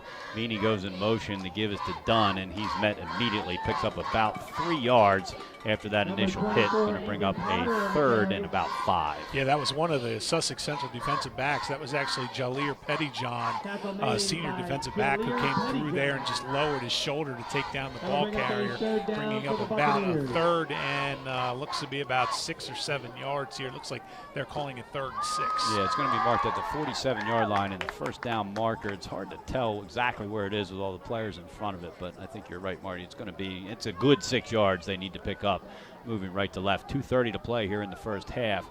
Caravel with the ball, trailing 21-0, just picked up their first down of the night. 3 wide receivers out to the left, and it's a quick push out to the left to big number 40. That's Cole Balint, who picks up the ball, gets the first down, and moves the chains for the Bucks. Now, that's what I would have expected to see more of. That's what Caravel did a lot last year with Jacob Hoffman. That time they spread the field out. They had 3 wide receivers out in the formation to one side, a slot receiver out to the far side.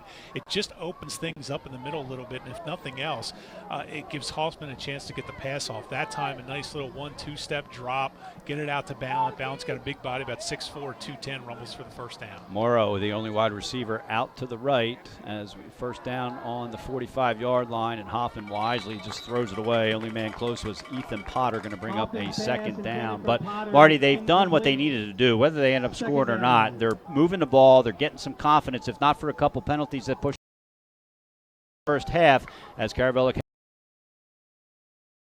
Radio and 302 Sports. The area's As a largest military wife, I love helping our airmen and their families with financial tools to help provide financial stability. I promise to make a positive difference in your financial life, from helping you to lower your payments to discovering ways to help you save for your children's future. From the needs of college students and first-time auto buyers, I promise to identify and take ownership of your needs. Local people, local decisions, Dover Federal Credit Union. Hi, I'm Scott Kammerer from Solo Concepts. Solo Concepts is an award-winning restaurant group on the culinary coast with 10 locations. We're a chef-driven group. Come check us out. See you soon. Entertaining some of his fans from nearby. John Busby along with Marty Sheehan. Under 2 minutes to play, 1:56 to be exact. Caravel Academy has put together a 6-play drive, their longest of the night, picked up 2 first downs. For the first time tonight, they are in Sussex Central territory. It's 2nd down and 10. Ball on the 44-yard line for the Bucks, moving right to left as we see it. And another penalty flag comes flying in. We'll see what this is. It's from the back judge there, who lines up where the linebackers line up. And waiting for the call from the referee. It's a false start, maybe on the center from that standpoint. I'm not sure. There was actually, I even thought it was the center. One of the receivers actually started to lean forward just a little bit. Sometimes they'll let that go if it's almost simultaneous with the snap. Either way there again. Caravel, we talked about this in the pregame. Throughout this season, the first 2 games, they've shot themselves in the foot repeatedly with fumbles, penalties, miscues, guys running into each other in the offensive backfield, and it's really just continued tonight. Reed just lined up in the left slot for the first time, I think, tonight, or at least this series is his first appearance. Rolls to the right. Hoffman rolls with him, gets chased out. Hoffman's going to keep it across the 40 to the 35. Chased out of bounds there, which will stop the clock. It looks like he's going to be about a yard shy of a first down, but a nice play there by the junior quarterback. That was a really nice job, and it was a great block thrown by Ethan Potter in the backfield. I couldn't see the number of the Sussex Central defender, but they had Jacob Hoffman dead to rights as he rolled out to the far side. That block by Potter set him loose, and instead of holding up and looking for someone downfield, he saw a huge lane open on the right side and took advantage of it. So despite the big pickup with the penalties there, it's still going to be a third down. Looks like about a 3rd and 2 on the Sussex Central 36-yard line. 1:48 to play. The clock is stopped. Caravel having trouble getting the play in here. Hoffman has to go over to the sideline to get the call from John Reed. And now shuffling in and out, Josh Morrow heads to the sideline. A number of times against St. Mark's last week, Jacob Hoffman had to rearrange players at the line of scrimmage. So, again, it just plays into that whole thing where some of these guys haven't been together. And another whistle. Each team with 4 penalties. I believe that is a delay of game, or John Reed takes a timeout before the delay of game. Exactly. We're going to keep it right here. Special Olympics, Delaware is always looking for qualified coaches or former players wanting to coach. The next seasons are bowling and basketball. It takes just 2 hours a week for 8 weeks to make a difference. For more information, visit SODE.org. And a reminder that tonight's broadcast is presented by the United States Air Force, as are all the broadcasts on Fox Sports 1290 this season. The U.S. Air Force wants you to know there's a new recruiter in your area, Technical Sergeant Andrew Bugg, who we had the pleasure of meeting down in Smyrna. His office is located on the riverfront in Wilmington. Stop by and find out about the exciting opportunities waiting for you in today's Air Force. And one of the things that Sergeant Bugg does is goes around and delivers the Crown Trophy Player of the Game plaques. And for the 12th year in a row, Crown Trophy is supporting high school football and basketball here on Fox Sports 1290. 1:48 to play. Caravel has 1 timeout left. It's 3rd and short. I would think 2 down territory, Marty. The give is to Vini. Vini has the first down. A flag is down. Vini to the 20, knocked out at the 15-yard line, or I should say chased out at the 15-yard line by Javon Saffold. We'll see if this flag is going to have Caravel going in the wrong direction once again on this drive. I think this was the freshman Andre Smith who was lined up at tight end. I actually think he held on that play. The guy was getting around him. He fell on the way down. That is what the call is going to be. Unfortunate, it was the block that sprung him, so that time it certainly played a huge part in the play. But, again, just another case of Caravel shooting themselves in the foot. And if you're, by the way, I wanted to say this before the last time out, this is as big a drive for Sussex Central. You and I talked about how big it is for Caravel to keep the ball. If you're Sussex Central, you don't want to give up any cheapy points here. Right. You're on such a roll. You're looking so much better than you did that first week against Hodgson. You're in enemy territory at Caravel here, and you've got everything going your way. You want to make sure you go into the locker room with as much momentum as you can keep. And so that momentum could be going in the wrong direction for the Caravel Academy, as it is now 3rd down back on the Sussex Central 41-yard line. Just when they push forward, they get pushed back, and a little confusion in the backfield there. It's Vini that ends up with it on the misdirection across the 30 to the 25. Shakes 2 tackles to the 20, trying to make his way into the red zone, gets there to about the 12-yard line. The sticks are going to move. 1:28 to play. The clock is stopped for now, but will start as soon as they have the ball in place. Caravel Academy with just 1 timeout left. A big run there by Vini. You know what? That was about an ugly, big run by Vini, as you're going to see. He and Hoffman collided, as you said, in the backfield, but Vini came away with it, and the entire Sussex Central defense followed Hoffman. Vini just took off down the field, so great awareness by him.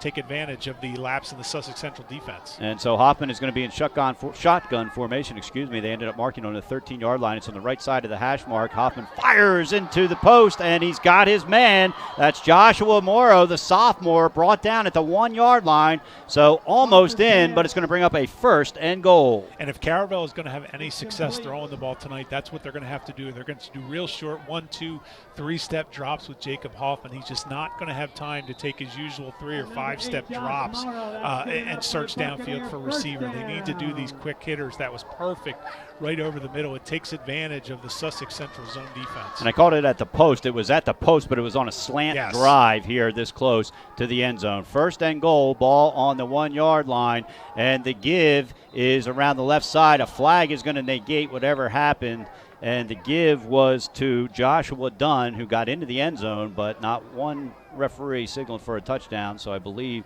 this one is going to come back. Yeah, I think we're going to get another false start here on Caravel.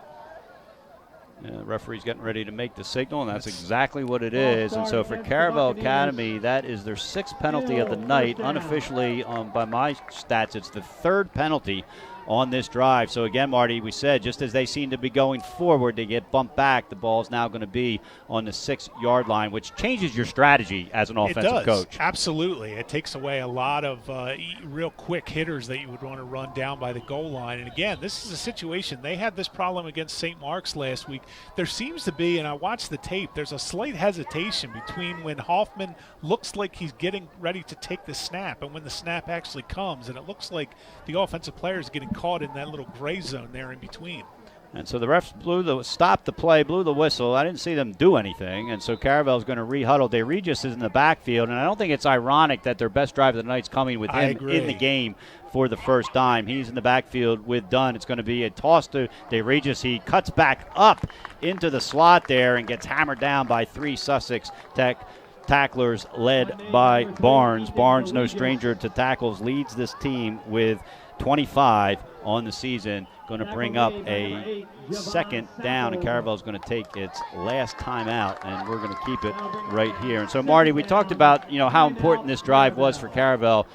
Even if they don't get in the end zone, they've got 17 seconds left now, and now they put themselves in a position where it's going to be tough to run the ball, because if you don't get in and you don't get out of bounds, you've got to huddle back together and get something off real quick. Absolutely. I think you're definitely in pass-only territory here. That time it looked like DeRegis looked like he may have had some daylight on the far side, but the pitch was a little bit off. He had to kind of reach in front of him a little bit too far. It threw the timing of that off. But, yeah, one of the things that Hoffman last year and in 2 of the early games, again, they've really struggled throwing the ball. But one thing he's really good at is that quick hitting action to receivers over the middle, especially if the defense is in a 2 or 3 deep zone, which Sussex Central prefers when they're in the middle of the field. Doesn't look like they're running that. They're right now. And so here we go, 17 seconds to play, 2nd and goal on the 6, and they're trying to loft it into the end zone. I thought there was an interference.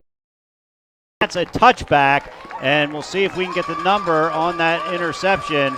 And I believe it was Barnes. I believe it was too. And I'm going to tell you, I think the reason they didn't call, there was a push. I think the reason is because it was so underthrown, and it was thrown towards the middle where the Caravel receiver was heading towards the corner. It really didn't affect the other Caravel defensive back who made that interception. So I think they're determining he wouldn't have been able to come back and make that.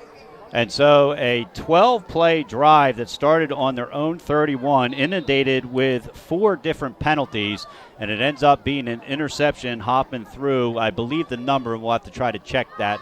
I believe it was Barnes, and Sussex Central is on, and the brother Barnes, Isaac, is going to take a knee with less than 10 seconds to play, and that is going to bring us to the end of the first half. Your halftime score, Sussex Central 21, Caravel nothing. We're going to send it back to the Fox Sports 1290 studio for the iHeartRadio halftime report with Ronnie Vickers, and then we'll be back to talk about the first half and all the action that took place here. You're listening to the Fox Sports 1290 High School Football Game of the Week, presented by the U.S. Air Force, and watching the live stream on 302 Sports. Your halftime score, Sussex Central 21, Caravel nothing.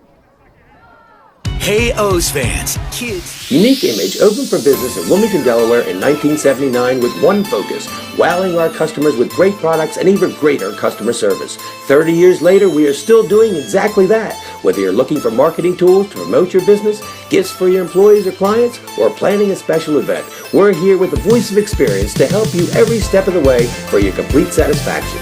Visit our new showroom in the Mill Creek Shopping Center, 4577 Kirkwood Highway. Unique image, you envision, we create. Remember how efficient and effortless he makes the mortgage process for everyone from first-time home buyers to investors to experienced buyers. For the loan that fits you, contact Brian today. Mr. Italian began his career your local real estate resource. Brian Hadley joined Patterson Schwartz & Associates in 2005. In 2013, Nicole Flora joined Brian, followed by Emma Burnett and Grant Jepp in 2014. That's when the Hadley Group was formed. Patterson Schwartz Associates offer you exceptional knowledge of local market conditions and a commitment to represent you honestly and professionally. So for your next purchase or sale, think the Hadley Group. Visit our website at thehadleygroup.re.com. Model your home with the pros voted Delaware's #1 home improvement company. Ferris Home Improvements has something for every homeowner. Wife, I love helping our airmen and their families with financial tools to help provide financial stability. I promise to make a positive difference in your financial life, from helping you to lower your payments to discovering ways to help you save for your children's future. From the needs of college students and first-time auto buyers, I promise to identify and take ownership of your needs. Local people, local decisions, Dover Federal Credit Union. As a military... Solo Concepts believes in the vision of our founder, Matt Haley: cook beautiful, simple food, develop the people we work with, and make the world a better place. Solo Concepts on the Culinary Coast with 10 locations, from Lois, Delaware to Fenwick Island. Come check us out.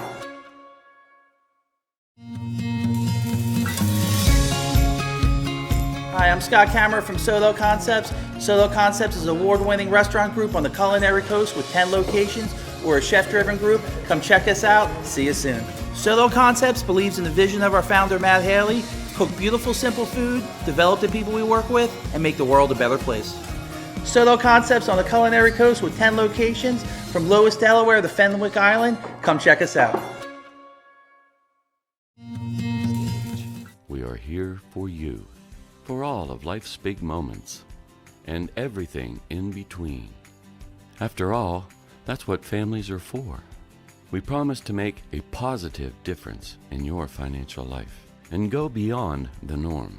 Be a part of the Dover Federal family. Local people, local decisions, Dover Federal Credit Union.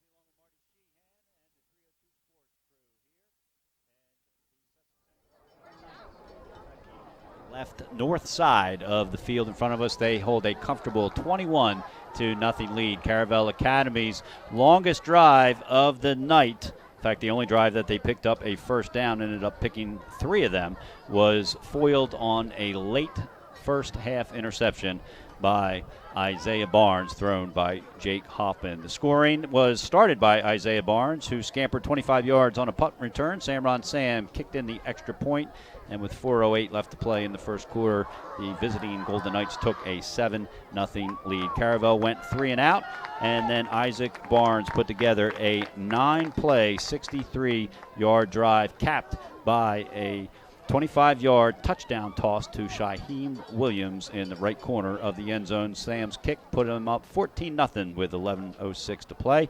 Another punt turnover by by Caravel Academy. Sussex Central put together a 6-play, 59-yard drive, and that was finished off when Isaac Barnes fell on Dominique Smith on a 3-yard touchdown pass. It was Smith's first reception of this young season. Sam's kick put them up 21-0, and then it was Caravel's drive that ended up with that interception that took us into the half. So, Marty, probably not completely out of the realm of what we thought the score might be at halftime. However, if you had told me that it would have happened on a punt return and 2 touchdown passes, I would have told you you were crazy, because Sussex Central runs the ball about 90% of the time, at least from the history that they have here since we've been doing their games. Yeah, they've only completed 5 passes all season in the first 2 games coming into tonight. So, yeah, the over-under on touchdown passes was probably 1.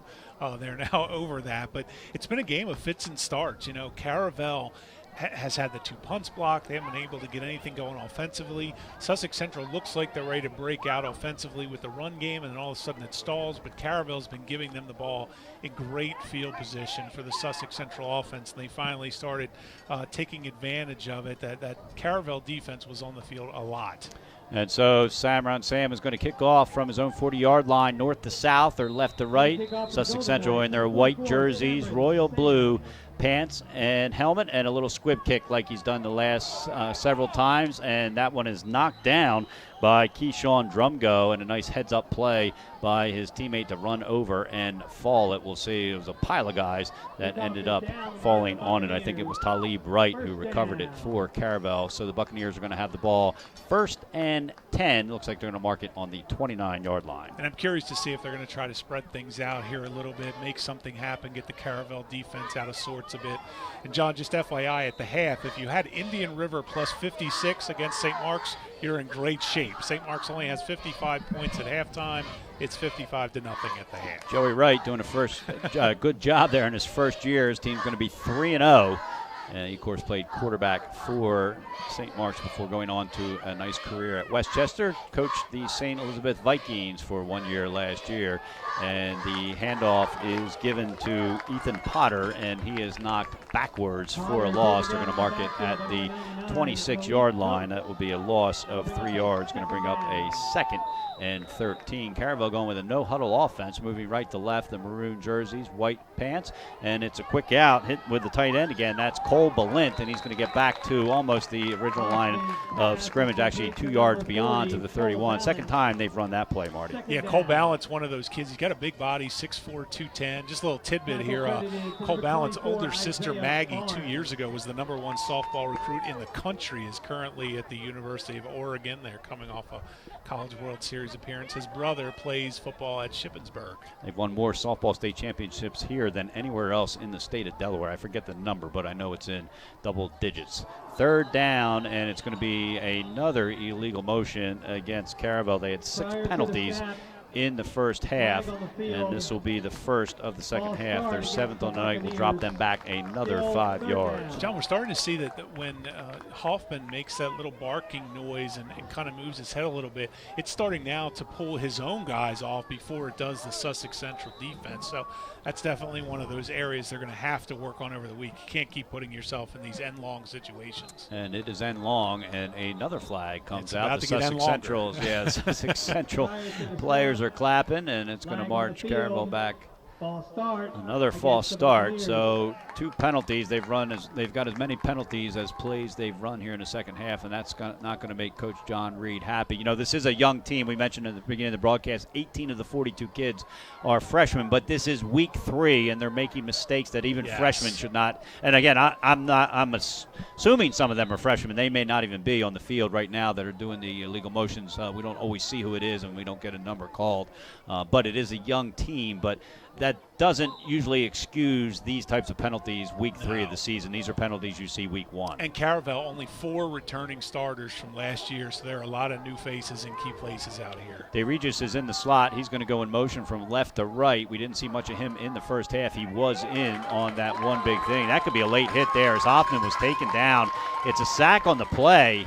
And if that's not a late hit in high school football, Marty, I don't know what is. There was another defender, and I didn't catch the number, drove into Hoffman when he was on the ground with his shoulder. Yeah, Hoffman really took a whack there at the end of that play. And, you know, it was actually a nice block by Potter, and Hoffman looked like he was going to try to cut inside, but he hesitated, and he wasn't able to play off the block. The Sussex Central defender was just able to reach out, get a hand on him, and as you said, another one came in to finish him off after he hit the ground. And it's going to be Hoffman's 5th punt of the night, the 3rd one that is blocked, and Sussex Central is going to fall on it, and they're going to take over at their own 14-yard line.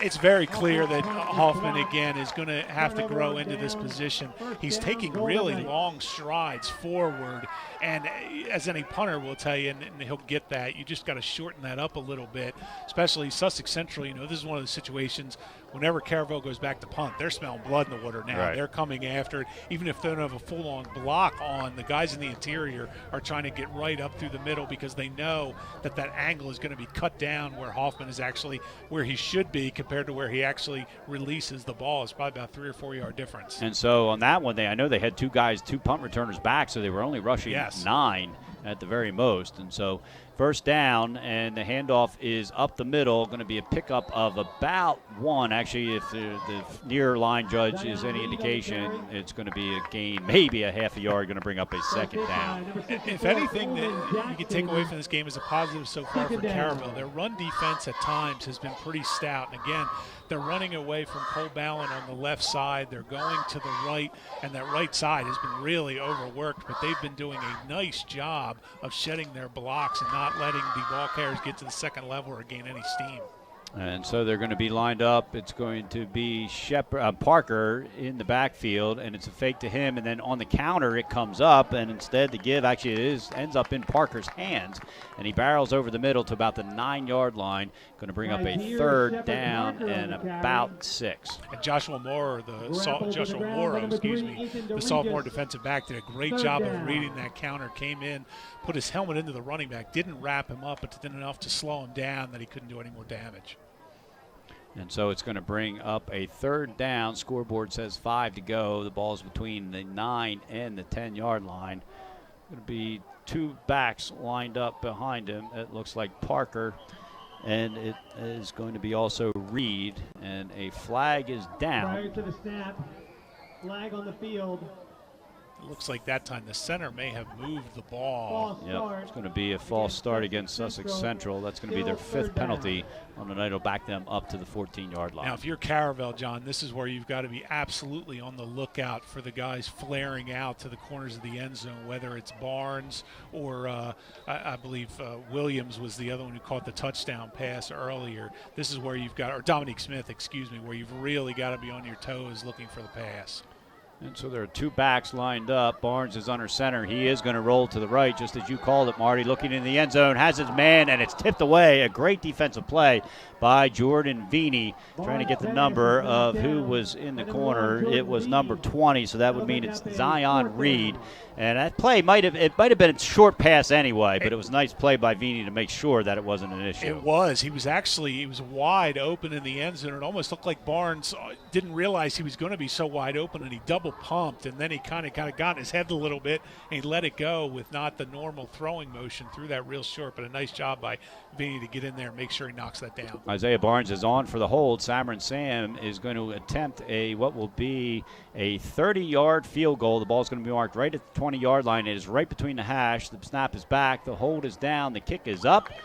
and it is good. So a 30-yard field goal by Cameron Sam, who is also a perfect 3 for 3 from extra points, has pushed Sussex Central's lead to 24-0, 8:20 to play here in the third quarter. We're going to take our first break. You're listening to the Fox Sports 1290 High School Football Game of the Week on iHeartRadio, presented by the U.S. Air Force, and watching the live stream on 302 Sports.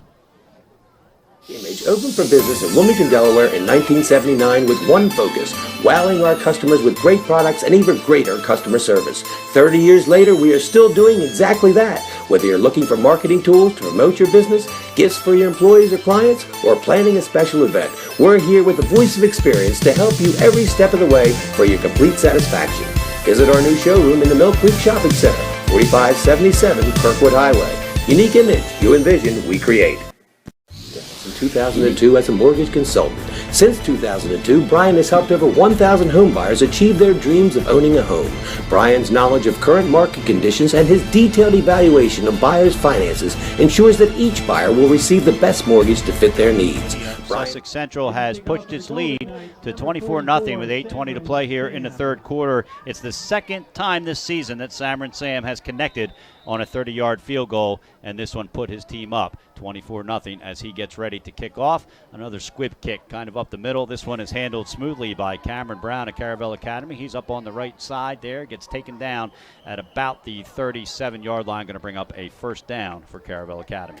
And we're in the same spot we were the last drive for Caravel. They've got to figure out some way to move the ball. Be curious to see if they go to more of these quick passes. We saw the 2 flare-outs to Cole Ballin on the edge. I'm wondering if they might try to run a little 2 or 3 step drop and hit someone over the middle.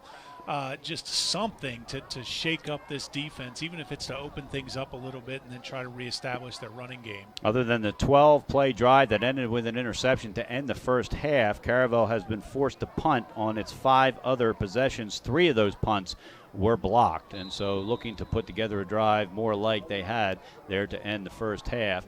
1st and 10, and the handoff is up the middle. That's going to be to Ethan Potter, and he drives his way up to about the 44-yard line, going to bring up a second and about 4. Ethan Potter, I think, has been one of the bright spots tonight. He's done a nice job blocking in the backfield on the few times where Thompson has had any time to throw the ball.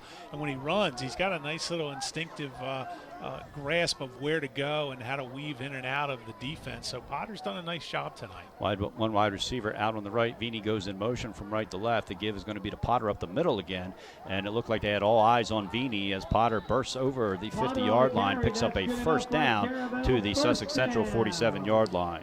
Little arm tackling there from Sussex Central. 2 guys trying to rip the ball out instead of going for the ball carrier. Not something with a 24-0 lead you want to do. I know they're thinking they've got Caravel on the ropes, but you still want to maintain your fundamentals. You don't want to give Caravel any momentum. Everything is going so well on both sides of the ball. You just want to keep things going. And so to keep it going, it's going to be 1st and 10. And it looks like Hoffman is going to be under center. Nobody in the backfield. Trips out to the right. Both slots are filled. Here on our side, it's Cole Balint, tight end. And it's a quick out. And catching it on his knees is Ethan Potter. So the whistle's going to be blown dead. And he actually lost 2 yards back to midfield at the 50. It looked like Hoffman got nothing on that throw at the Cole Ballin. Again, we've seen him make that throw twice tonight. That time it was very low. It didn't have a ton on it. If Ballin didn't take a knee, it looked like he was going to be hit right away. So not great execution on that one. He was trying to set up a jet screen there. He had 2 other blockers out there with him, and he just took 1 step back. Unfortunately, when he took that step back, that's where he caught it and fell on his knees. So 2nd and 13. Ball on the 50-yard line over on the right hash. This is a pitch to the left, and it looks like it's Vini trying to get around the edge. He does, and a nice tackle there by number 4 for Sussex Central, Jalir Pettyjohn, but not until Vini was able to pick up about 5 yards. They're going to mark it between the 46 and the 45. We're going to call it at the 46-yard line. A great lead block there by Joshua Dunn, the sophomore running back for Caravel. Cleared out his man, allowed the nice pickup on that to bring up the 3rd and 8. Again, not the down and distance you want to be in with your Caravel, but any gain at this point, any positive is what you're looking for. They're on the left hash mark now, moving right to left as we see it. 3rd down and 8 to go on the 46-yard line. Penalties hurting them on this drive. Vini goes in motion again, and this time the give is up the middle. Looks like it's Ethan Potter bursting over the left side here. Got to the 40-yard line. Going to bring up a 3rd down. And actually, it's going to be 4th down and 3. Nice job of blocking there by Christopher Jones, the senior defensive tackle. Big guy got out in front there and then knocked his guy back about 2 or 3 yards. And again, sets up a 4th and manageable here for Caravel. Obviously down 24-0 on the Sussex Central 40-yard line. You're going to go for this. Interesting to see. You're going to have to go to the air here. You're not going to be able to run for this. Josh Morrow is heading to the right side. He's the lone wide receiver, 2 running backs behind Hoffman, who is in the under center, and the give is to Vini. Vini is smashed, and he's going to be short of the 1st down if it stays where it is. A great defensive stance there. In on that tackle, among others, was Isaiah Barnes, and it looks like it's going to be a turnover on downs. That's an interesting call. I mean, you go to the short side of the field with the sweep, and it looks like we're going to get a measurement, John, a rarity in Delaware high school football. And especially when it's on this side of the field. I mean, the ball is marked less than 10 yards from the sideline, but they're going to bring the sticks out and give the officials credit. 5:06 to play. Sussex Central with a 24-0 lead. They took a 21-0 lead into the locker room at halftime in a 30-yard field goal by Saverin Sam on their first possession of the second half. And this is going to be about a foot short, it looks like, or if not a foot, long enough that it is a turnover. So a turnover on down. So Caravel picked up 1 first down, and that was it. And Sussex Central is going to take the ball back over with a 24-0 lead and 5:06 to play here in the second quarter. And if you're Sussex Central, you got to be thrilled with that. Caravel gained a little momentum on that drive. They started to move the football, and just when they needed it most, the Sussex Central defense flexed their muscles, stops them on a 4th and 4 just short of the 1st down. And I like the call by John Reed on that 4th down. It was safe. You're not having a lot of success through the air. It was safe. You had the hands and the ball of one of your, feature running backs. You got him the ball when he was already in 3rd gear, and it was just a great defensive play by Sussex Central. So Isaac Barnes marches his team back out. They're moving left to right. As we see it here, they're going to want to kill the clock, and fortunately for them, that's what they do best. And a handoff there trying to get around the edge is Tygier Parker, and he's going to get shoved out of bounds. A little extracurricular activity on the sideline. Nothing happened, though. Everybody up and back on the field to play. Looks like it's going to be marked at about the 41-yard line, and so it's going to bring up a 2nd and 7, looks like. And if you're head coach John Wells, you love that because Parker also stays in bounds on that one.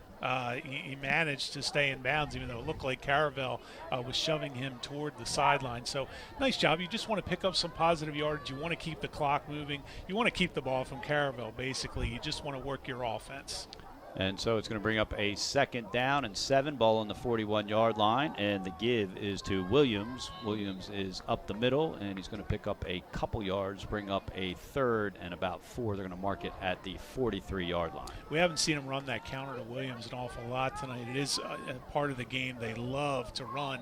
The middle's been clogged up fairly good by this Caravel defensive line. So nice job there. Bring up a 3rd and 5 for Sussex Central. Again, you don't want to take any big chances here. You do want to keep the clock rolling. You do want to keep the ball, but you want to make sure you're smart about it. Philip Stratton on the left hip of Barnes. Barnes with a quick out has his man at the 41-yard line to the 50 and dragged down at the 47-yard line. That was Tygier Parker that hauled it in, going up the left sideline. Going to be a 1st down on the Caravel Academy 46-yard line. And along the same lines as Caravel, I love that call by Coach Wells. It's a safe call. You get the ball out to one of your playmakers. It's a safe throw for the quarterback. You got a nice block on the edge. Again, not something that we see a ton of throughout the years from Sussex Central, the passing game, but did say they're adding some wrinkles into the wing T, and that's part of it, and they're doing a really nice job executing tonight. One of the big D2 games tonight, DuPont's lead has been cut to 20-16 by Lake Forest. Downstate in the battle of 2 top 10 teams. 1st and 10, ball on the 46-yard line. Sussex Central now on the left hash mark, moving left to right or north to south here at Bob Peoples Stadium. That is Stratton on his right hip. Barnes is looking deep, looking for his brother, and comes back and can't get it. And a nice play there by Caravel Academy's Vini to break that up. So the quarterback, Barnes, has overthrown his brother, and now he's underthrown his brother, and Vini is hurt. He got tied up there with Barnes, so the clock is going to stop as they come out and tend to Vini. We're going to take a break with him with 3:01 to play here in the third quarter. Sussex Central has a 24-0 lead over Caravel Academy. You're listening to the Game of the Week on Fox Sports 1290, presented by the U.S. Air Force here on iHeartRadio, and watching it live on 302 Sports. The U.S. Air Force showroom on the corner of Kirkwood Highway and Harmony Road in Newark, Delaware. Explore products and layouts with the area's top designers. Touch and feel products that inspire your dream space. Ferris Home Improvement's pride in the details make them the area's best in roofing, windows and doors, siding, decks, kitchens, and bathrooms. Want a professional, no-pressure remodel? Go see the best at the Big Shamrock on Kirkwood Highway. Ferris Home Improvements. Quality workmanship from a neighbor you can trust. Hi, I'm Scott Kammerer from Solo Concepts. Solo Concepts is an award-winning restaurant group on the culinary coast with 10 locations. We're a chef-driven group. You've seen that in the 302 Sports crew here if you're watching the live stream. It was Jordan Vini hurt on that pass breakup. He made a nice play on the attempted throw from Isaac Barnes to brother Isaiah Barnes. The second time they've tried to hook up, neither one has worked. One was an overthrow and one was an underthrow, and that caused Vini to run in to Isaiah Barnes. It looks like they may be trying to stretch out a cramp. Yeah, that looks like a cramp, the way they're administering that as they're stretching out both of his legs. And they weren't being incredibly gentle about it, which is usually what you do with a cramp. You're trying to work that out. So, yeah, hopefully that's just something very minor for the man, because Vinny is one of the weapons of this team. He's a kid who really can get out there and motor. That time he did a nice job getting back. You want to see, if you're John Wells and you're working on this with your team during the week, you really want to see Barnes stop dead on that pass, because they almost certainly would have gotten the pass interference penalty. He kept trying to drift with the ball a little bit, and Vinny did a really nice job along with the other Caravel defender to break that up. Yeah, by the time the contact was made, the ball was there, exactly. And so it's not interference. To your point, if he comes back just a little bit, and Vini never turned around, but again, it's not pass interference because he didn't touch Barnes until the ball was there. So Vini limping off. And, one of the things I wanted to point out, there's only 44 players on this roster. 18 of them are freshmen, the Caravel roster I'm talking about. And so when you get into a game situation like this, especially late in the game, you got a lot of guys playing on both sides of the ball. And even though it's not hot and humid, it's still summertime. It's in the 70s out there. There's a very little breeze, and so the players are going to be hot and need to drink a lot of water. So hopefully for Vini, he's maybe just out for a play or two, and he'll be back in. 2nd and 10, and it's a quick out, and the catch is made by Javon Toppin. Breaks a couple tackles, 3 tackles, 4 tackles, 5 tackles, finally brought down at the 30-yard line. The tackle was made by Trent Wilson, the sophomore defensive end, but not until Toppin picks up another Sussex Central first down. Toppin, some great hands right there. He actually took about 3 or 4 steps and stopped, and it looked like Barnes thought he was going to keep going forward a little bit further. Barnes led him about 2 yards. He stuck his hands out there, grabbed that out of the air, and then again did a really nice job kind of tiptoeing and pinballing through some Caravel players to pick up the first down. Out-of-town scoreboard, Howard with a 20-0 lead over McCain. We'll see if McCain's 2-game win streak to start the season is snapped. 1st and 10, ball on the 30-yard line, and it's a quick around to Shaheem Williams, and he quickly gets tackled and is actually going to lose a couple yards. Going to bring up a 2nd down and 12. That's one of the first times they actually ran right at Cole Ballin, and he brushed aside his man at the line of scrimmage and made a really straight-up textbook tackle there to take him down. So one of the few chances Ballin has had to show him his skills on defense tonight. Under 2 minutes to play, Sussex Central with a 24-0 lead here at Caravel Academy. 2nd down and 11. They're going to mark it on the 31-yard line. It's a quick out on the other side and a drop ball. And they were trying to get the ball out there to Tyzier Parker, and instead it's going to bring up a 3rd down. Yeah, not bad if you're Sussex Central. You'd much rather have it skip than be a ball that gets away from them on the high side. And just another out-of-town score, John, a game that I would have gone to was the Father Judge trails Salesianum 14-7 on Andrew Watkins Sally's touchdown, a St. Mark's transfer with 13 seconds left in the half. 1:50 to play here in the third quarter. Sussex Central has a 3rd and 11 ball on the 32-yard line, and the snap is dropped by Barnes. He's looking in the corner, has his man wide open, and the ball is dropped, incomplete, out of the hands of Tyjier Parker, and what would have been a sure touchdown. And so even though Barnes hasn't connected with all of his receivers, that one is on his receiver. John, I feel like you could have played the Benny Hill theme song to that play. Barnes drops the snap, picks it up, decides he's going to run, then decides, heck, there's a guy wide open in the corner of the end zone, throws a perfect pass, and has it dropped in the end zone. So, again, Sussex Central, the passing game is not the main staple point of their offense, and we've seen that at times tonight. We've also seen Barnes do some really nice things with the ball, but still a work in progress. And Parker only came into the game with 2 receptions. Yes. You know, the lights could have been a factor there. I'm looking right now. He was looking back right into this bank of lights up on the left-hand We'll side. Go with yours. And Barnes throws the ball really high. He's going to roll out here on 4th and 11. He's going to run for the first down and has it over the 15-yard line. They'll mark him down at the 14, so it'll be 1st and 10 on the 14 for Sussex Central. I love that play for Barnes. He rolls out. He had the option to throw the ball. He sees the lane open, and he knew exactly where he needed to get, John. He actually saw a Caravel defender cut back inside, or cut back toward the sideline to make sure he got just enough to pick up that first down, keep the clock rolling. And it's rolling with 1:28 to play here as we approach the end of the third quarter. You know, Barnes, I saw him on the game film walk out for the coin toss. He's one of the captains last week in street clothes with a limp. Yes. And so he had a wonderful week of recovery. And the give is around the right side there, and didn't catch the number. Actually, now I have, and that is Stratton. Gets down, picks up about a yard, going to bring up a 2nd and 10. Nice job by Stratton just to get something there. He came into this game with 14 carries for 80 yards. The yardage was 2nd on this team. It's been a 4-headed rushing monster for the season for Sussex Tech, with Parker, Reed, Stratton, and Williams doing the majority of the heavy lifting. John Wells, who has been the coach of this team for 23 years, looks like he's the one that calls the offensive plays for Sussex Central. And it's going to be a 2nd and 9, ball on the 13-yard line. Under center is Barnes. Going in motion left to right, and the give is up the middle and down to the 3-yard line to the 1. Ball might have squirted out at the end, but it's not going to be a fumble. And that carry was by Philip Stratton.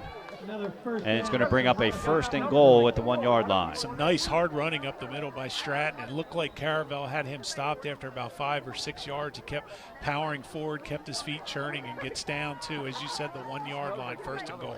If you're listening and you hear the PA announcer call him Noah Simmons, it was one of those situations where we had 2 numbers and names for 2 different guys, and we did clarify. We actually went to the direct contact. We talked to Philip Stratton's mother, and she confirmed before the game that he, in fact, is number 18. She's enjoying watching this game because her Golden Knights are up 24-0 as we come to the end of the third quarter here. Your score, Sussex Central 24, Caravel nothing. You're listening to the Game of the Week on Fox Sports 1290 and watching it live on 302 Sports.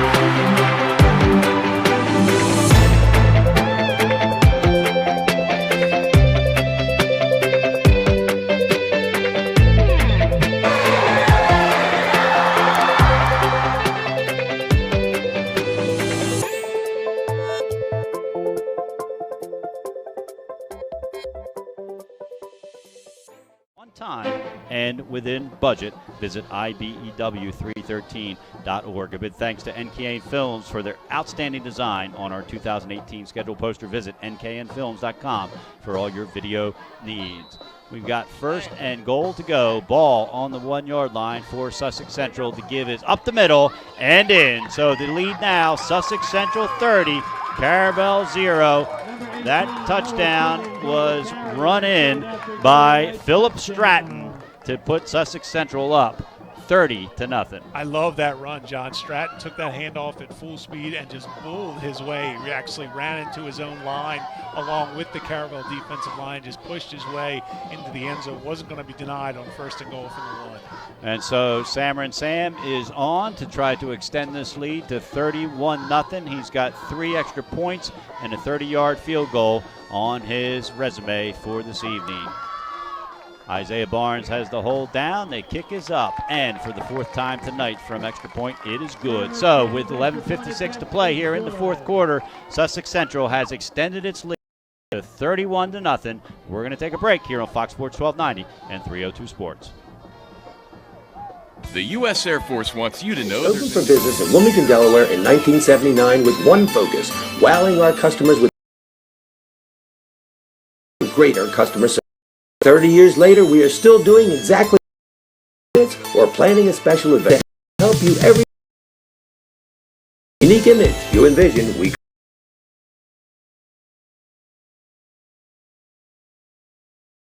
79 with one focus, wowing our customers with great products and even greater customer service. 30 years later, we are still doing exactly that. Whether you're looking for marketing tools to promote your business, gifts for your employees or clients, by a 1-yard touchdown plunge by Phil Stratton has the Golden Knights of Sussex Central up with a 31-0 lead with 11:56 to play here in the game. Don't forget that coming up after the game, the iHeartRadio post-game show presented by American Spirit Federal Credit Union, bringing you Kasasa Checking. Ask for free Kasasa Checking by name at American Spirit Federal Credit Union in Newark, Middletown, and Dover. Visit AmericanSpirit.org. Cameron Sam is going to kick off from his own 40-yard line, right to left, as we see it here. 11:56 to play in the 4th quarter. Sussex Central up with a 31-0 lead, and he booms the kick, and it tips off the hands of Ethan Potter and into the end zone for a touchback. And Caravel Academy will come out and have the ball on their own 20-yard line. And Marty, your philosophy as a coach shifts a little bit now that you're down 31 points in the 4th quarter. I agree. This becomes about coming out, trying to run your offense. You know, we've talked about this a couple times over the years because invariably in high school football, these games happen. You want to leave here with something positive. If you're Caravel and Jacob Hoffman in the running game, the offensive line, maybe especially more than anyone, you want to come out here and just run some of your basic plays and get some positive momentum. Prove to yourself that you can do this. Again, this is one of the better teams. I mean, they're a Division I team, and I know that's not a huge disparity in Delaware sometimes, but Sussex Central is always a big offensive defensive line, so Caravel's not going to see many like this. Yeah, the Sussex Central's been to the playoffs the last 2 years as the give is up the middle to Potter, who's got more carries, I think, than anybody on either side of the ball. He gets the ball up to the 29-yard line, so a nice 9-yard pickup on the first play from scrimmage. And to pick up on the question you asked me before, Potter's one of those guys, again, I think you take a look at, Ethan DeRegis came into this game as their leading rusher. We haven't seen him do much tonight for one reason or another. We have seen Potter. Potter's done a nice job. I think he's found some seams running the ball, and he's done a nice job blocking. Well, DeRegis is a senior, Potter only a junior, and John Reed's made it very clear this is a rebuilding year. Potter gets the ball and he gets a first down and a little bit more as they're going to mark it at the 32-yard line. So a nice run there by Potter, and of course anytime you have a nice run, you got a nice blocking job by the left side of that offensive line. And that was going to be my next point. Coach Reed has to be making it a pride issue now with his offensive line, sending them out there and saying, look, we've got to get something positive. You guys, you got to find some way, dig deep, get some push here. Let's move the ball a little bit. At this point, one of the things too, John, is you get in a situation, if you're a team or a coach, you don't want a running clock. No, that's for sure. And they're 4 points away from that if they were to turn the ball over and Sussex Central score again. 10:57 to play. Sussex Central with a 31-0 lead. Hoffman drops back. He's looking to the side, gets forced out of the pocket and taken down for the sack. A loss of 2 back to the 26-yard line. And that time there were 5 Sussex Central DBs against 3 Caravel wide receivers out in the pattern. Sussex Central is not going to get beat deep here tonight by Jacob Hoffman. They've, of course, with a 31-0 lead, you have a lot more leeway to do this. But generally speaking, they like to play a cover 2, cover 3 defense. They do a really nice job of limiting big plays. Again, against Hodgson earlier this season, it was death by 1,000 cuts. Hodgson just ran it down their throat for 4, 5, 6 yards a pop. But they also had 3 interceptions. So yes, to your point, they're not going to be able to throw the ball deep against this team. This time it is Joshua Dunn around the left side, still on his feet, picks up a handful of yards back to the original line of scrimmage on the the 33-yard line. Joshua Dunn's another kid that's showing some things tonight. He's got some good speed on the edge. He's one of those guys that you'd like to see. Maybe they're going to get some of these younger guys involved in the passing game. You know, right now with Sankpachon having left the team, Cole Ballant seems to be the guy they go to more than anything. And even with him, it's only throws right off of a line of scrimmage, 1 or 2 yards either way, forward or backward, and then letting him use that big frame to get some positive yardage. The ball's on the 32-yard line, 3rd down and about 9, maybe 10, depending on how you look at it. Hoffman is in the shotgun position, and he's back, and the ball slips out of his hand, and the ball is still loose, and it looks like it is picked up by Sussex Central. So not what you wanted if you're Caravel Academy. That ball slipped right out of out of Jake Hoffman's hand, and a nice job by Sussex Central falling on the ball down on that side. I'm trying to get a number there of who picked it up for Sussex Central. Almost got it. It is Tyrell Whitkey, so a nice heady play by him. I like the fact that he fell on the ball. He didn't try to scoop it up and run with it. Yes, that's one of those. We talked about that last week, one of those city fumbles. You make sure there's too much traffic in there. You just want to fall on the ball, give your team the ball in good field position. Whitkey's done a nice job for this team. Came in with 2 sacks, 16 tackles, and, you know, the nightmare game for Jacob Hoffman continues. This will be a great learning experience for him. Again, he's only a junior, but this is one of those games you hate to put on the tape and watch it, but it's something you got to do. And so Sussex Central has it on the Caravel 21-yard line, and there was a quick movement there. That might be a substitute that is in, and the illegal motion there. Didn't catch a number there with those gold numbers, but it's going to be against Sussex Central and march them back 5 to their 26-yard line. And that's going to drive John Wells crazy. You just don't want to do that. You're in a position with 9:24 remaining to go for, to get a running clock going. That's a big confidence point, too, if you're Sussex Central at this point. You don't want to do something to back yourself up, these silly mistakes. And the backup, Michael Glandon, the junior quarterback, is in under center now with a 31-0 lead and under 10 minutes to play. He, of course, played the entire game last week in the big win over Queen Anne's. And he's going to hand the ball up, and driving up the middle, that's Philip Stratton, and he's going to get up to the 24-yard line. So he got some of that yardage back, or a couple yards back anyway. He's going to bring up still a 2nd and long. And Glandon's start last week goes to show just how much this team relies on the running game. Against Queen Anne's, Glandon threw the ball 3 times, completed none of them, and they still just rang up a ton of yards on the ground. If you run this offense, if you're able to get the wing tee in sync, which they did after that long first Queen Anne's drive, can really make some headway. Glandon looks like an athlete. He hands the ball off, and the ball is dropped, and falling right back on it was the Sussex Central player who dropped it, and so it's going to bring up a 2nd down. That was Shymir Williams. It's going to bring up a 3rd down. Williams with a nice job of just falling on the play, and so not going the way John Wells would want this to go here. He'd probably love to get a running clock and get out of here about 15 minutes earlier than he would otherwise and head back down to Georgetown. But going the wrong direction here is Sussex Central, and this is going to bring up a 3rd down. Glandon did lose that. That wasn't necessarily his fault. He did lose 2 fumbles last week against Queen Anne's. Stratton is in the backfield, and it's going to be a fake to him, and Glandon's going to fire to the right side and has his man at the 20-yard line. You can hear the cowbells going off there. Tell you what, that was a really nice throw by Glandon. He really got into that one, threw that on a laser to his receiver, who he put it where only he could get it as he went to his knees. So a nice job by Glandon there. It's going to bring up 4th and long. It was William Boyle who made the catch. As you mentioned, he couldn't go anywhere with it as he was falling on his knees, and so they got back to the original line of scrimmage on the actually 1 yard closer on the 20-yard line. Brings up a 4th down, and they're going to bring Cameron Sam in, and this is going to be a 37-yarder. And so we'll see. Cameron already has a 30-yarder on his resume for today and 4 extra points, and he's not going to get a chance here as it's a bad snap all the way back to the 42-yard line. And Isaiah Barnes picks it up, tries to turn the corner and run with it. Instead, he's dragged down from behind by Cole Ballant, and so that's going to be a turnover on the missed field goal attempt on the fumble there. If you're John Wells, you may just want to do a little rewind and erase that entire drive from the game. That was the worst we've seen them tonight. Boy, on that field goal try, that shotgun, that snap looked like it was shot out of a cannon. They're trying to get the ball back there quickly, but overall we had the 5-yard penalty. We had a fumble on the play. we had the missed snap there. So hopefully if you're John Wells, you're thinking, okay, we got our one bad drive out of the way, and it came with us up 31-0 with 7:19 to go. And so it's going to be 1st and 10. Caravel moving left to right as we see it, and the give is going to be up the middle and driving with the ball to midfield before he is dragged down from behind. And we're trying to catch a number there on there. He came out of a big pile, and it looks like it's going to be the first appearance for Drumgo. Yeah, so Drumgo with his first rush of the night. He came into the game with 8 carries, 36 yards, so averaging 4 yards a carry. And the first that we've seen him, I believe, in the backfield tonight. I believe so as well.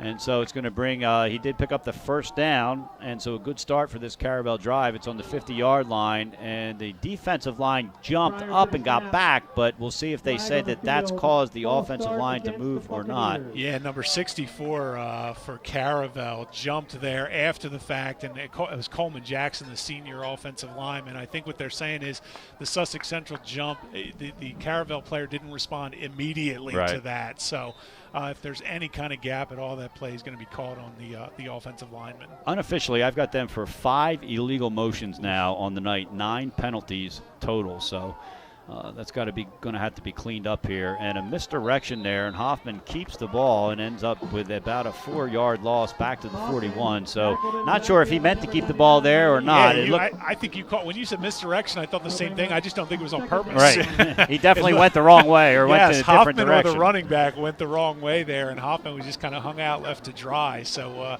again, just another unforced error by Caravel. And again, I keep saying this, but they're going to learn from this. They'll put this tape in. They'll take away some good things from it. And as you said, this team, and we talked about in the pregame, this team is built to succeed next year. Pro-style formation with 2 running backs in the backfield. Hoffman fakes it, and he zips the ball back across the field to Joshua Dunn. He has it across the 40 to the 42 before he's forced out of bounds and brought down. Could have been a flag for a late hit there. I'm surprised there wasn't. The tackle was made by Andre Teagle, but looked at me like he was a good 2 steps out of bounds before he was brought down, but no flag. I'm not sure they needed to throw him down out of bounds at that point. I agree with you. I like the play design there, and I like the fact that, it's on tape, but it's late in a game, and a lot of coaches may not watch this all the way through. That's something you may use down the line, too, and it was set up as a nice design. They didn't get the blocking they necessarily wanted. And that's another thing you do at this point is you start working on that type of things, as it's going to be Joshua Dunn now around to the left side, and he is brought down after a pickup of about 4. They're going to mark it at the 48-yard line, and that's going to bring up a 4th down. That was just hard football all around. Josh done a nice job getting out there. He lowered his shoulder, put it into the defensive back's chest. The defensive back had lowered his shoulder. They kind of met shoulder to shoulder, and a nice form tackle. So neither side, I love the fact that they're just both guys are playing this out, and if you're coaches, especially John Reed Caravel, you love to see your guys still competing in a tough situation. Under 5 minutes to play here with a 31-0 lead for Sussex Central over Caravel Academy. Woodbridge and Friends are tied 21-all with 10:35 to play in the 4th quarter. We thought that might be a good one, and it has turned out to be. So 4th and 12. Caravel going for it. Hoffman in the shotgun formation has 2 wide receivers out to the right, and he's looking and fires, and he goes to an empty spot. I think that might have been a misdirection. There was nobody near that ball. The closest guy was Ethan Potter, and it was at least 6 or 7 yards over his head, so it's going to be a turnover on downs for Caravel. The play design almost looked like he expected Cole Ballin to cut back toward the sideline. I thought the same thing. Short, and he ended up turning inside, and the receiver who ended up being closest to the ball was not close at all. So, yeah, I think, again, we talked about it before. These guys haven't played together much. Caravel had some injury situations I saw in the preseason as well. So they're still coming together. They're still working out routes. As I said last week against St. Mark's, there were a number of occasions where Hoffman had to reposition the receivers and the backs during the game. We haven't had to see as much of that tonight. So there's some positive progress being made there. So this team's going to get better. There's definitely some talent on this team. So for the 5th time tonight, Sussex Central starts a drive in Caravel territory on the 48-yard line, and the give is around the right-hand side. That's Jeremiah Wilson seeing his first action of the night, and he's going to take it down to the 42-yard line. 4:28 to play. And Sussex Central is going to go back to Georgetown with at least, it looks like, a 31-0 lead. I'm going to nominate you for Avenger status as Hawkeye, because the fact that you're picking up these numbers is amazing to me sometimes. You're doing a really, especially now at this part of the game when we're getting some of the reserves in here. I'm having a hard time keeping up with you. This is where you're just glad you look down and you see the number you think you saw on the roster, because you never know. And so it's going to bring up a second and about 6 on the 43-yard line. And this time the handoff is going to come toward us, and that looks like Tyjier Parker still in the game for Sussex Central, and he gets down to the 40-yard line, going to bring up a third and about 2.5, maybe 3. That was a really nice job by Parker navigating there. The Caravel defensive line and linebackers had gotten into the backfield, but he was able to kind of tiptoe his way out to the near sideline here for a nice pickup, bring up a 3rd and short. And if you're Sussex Central and John Wells, you would love to keep this ball for the remainder of the game. Yeah, if you picked up a first down here, you're probably going to have it the rest of the game. Maybe you have to pick up one more first down. Man in motion left to right, and the pitch is to Jeremiah Wilson, and he cuts it up before he gets over to the seam and gets taken down hard on about the 39-yard line. In on that tackle, among others, was Talib Wright, the sophomore linebacker for Caravel Academy, going to bring up a 4th and about 2. Talib Wright is a kid who's impressed me. Again, he's a freshman. Coach Reed is really high on him in a note he sent to us this week. He thinks he's going to be something special. Ethan Potter also was involved in that hit, so we're still seeing some real heady play, some strong, confident play by these Caravel defensive players. And again, a tough situation down 31-0. 4th and 2. The handoff is up the middle, and it looks like he's going to maybe get back to the original line of scrimmage. And if that's the case and that's how they mark it, it's going to be a turnover on downs. That carry was by Philip Stratton, who's seen a lot of action tonight, and it is a turnover on downs. We talked about your coaching philosophy changing at this point in the game. If you're John Reed, you love what you just saw. Your defense came up in a situation. It was 4th and short. You've been getting run over all night long. You're down 31-0. It's warm out there. These guys came up. They dug down deep. They stopped them again. That was the second time we've seen them stop Sussex Central on a 4th and short tonight. So that's one of those positives you take out of this, is that your team is playing to the end. And we'll see. There's 2:36 to play. Sussex Central has a 31-0 lead. So the game itself is wrapped up. But this is the perfect opportunity, if Caravel Academy puts together a couple first downs, to employ your 2-minute strategy. And even though you're only playing to put 6 points on the board at this point, it's still an opportunity for you to get those plays in. So Hoppman is in shotgun formation, and he whips it out to the side, and the pass sails over the head of his wide receiver, Cole Bowling. And so there's no way that he was going to be able to catch that no matter how big he is. You know, I almost feel like Jacob Hoffman's kind of in a shell-shock situation where he's been hit so many times tonight. He's had no time to throw the ball. That time he actually did have time to get that off, but he rushed it. The throw was far behind balance. So it's, again, one of those situations where you start to get happy feet after you've been pressured so often. And so man goes in motion, and the give is up the middle, and hauled down immediately is Drumgo. He's actually going to lose a yard back, about a yard behind the original line of scrimmage, and that's going to bring up a 3rd down. And the pursuit from the left side, or excuse me, the right side of the Sussex Central defensive line came around. They had a really nice job running that down. And it looks like there's an injured player. Malik Copes is down. And we're going to take they tend to him, we're going to take our final timeout of the night. 2:15 to play. Sussex Central, a 31-0 lead over Caravel here on Fox Sports 1290 and iHeartRadio, and watching it live on 302 Sports. Where you are in life, at every stage, we are here for you. For all of life's big moments, and everything in between. After all, that's what families are for. We promise to make a positive difference in your financial life and go beyond the norm. Be a part of the Dover Federal family. Local people, local decisions. Dover Federal Credit Union.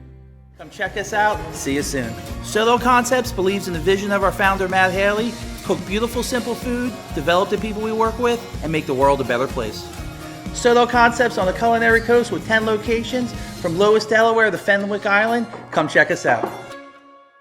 Visit Domino's.com for details on Domino Hotspots. Malik Copes, the senior defensive lineman, is up and off the field. Looks like just a cramped situation, but needless to say, he's probably done for the night with 2:15 to play. And Sussex Central up 31-0 over Caravel Academy. Caravel has a 3rd and 10 Ball on their own 38-yard line. Jacob Hoffman, the junior quarterback, is under center, and he fakes the handoff and rolls out to his left, gets flushed out of the pocket, and he is going to be sacked. So to your point, Marty, he has had no time at all today to get rid of the football. Anytime they've tried to set up any kind of a long pass or allow something to develop out in the pattern, he just hasn't had any time to set his feet and survey the field. Again, he's only been able to do it on this really quick, short drops. That was not one of them. That was Kasim Lewis who was in on the sack there. He came into the game with 2.5 sacks, and it looks like they're going to take Hoffman out of the game. I'm not sure if his helmet popped out or what, but the referees blew the whistle and are forcing him out. He did get slammed really good. He kind of got thrown around and thrown onto the ground, and I wonder, as we know that the referees have the discretion if they think any kind of head trauma takes place to get a player out of the game quickly. But as you said, it could have just been a case where his chin strap came off or his helmet popped up. So Amari Gordon, the freshman, talk about being thrown into the fire, 4th and 10, and he drops the snap, and so it's going to be a turnover on down. So the freshman, not a good first outing here, but you can't blame him. No. He probably isn't. Yeah, we know he's not warmed up. The last thing he expected was to be put into the game with 1:17 left on a 4th down, but obviously either an injury or at least a precautionary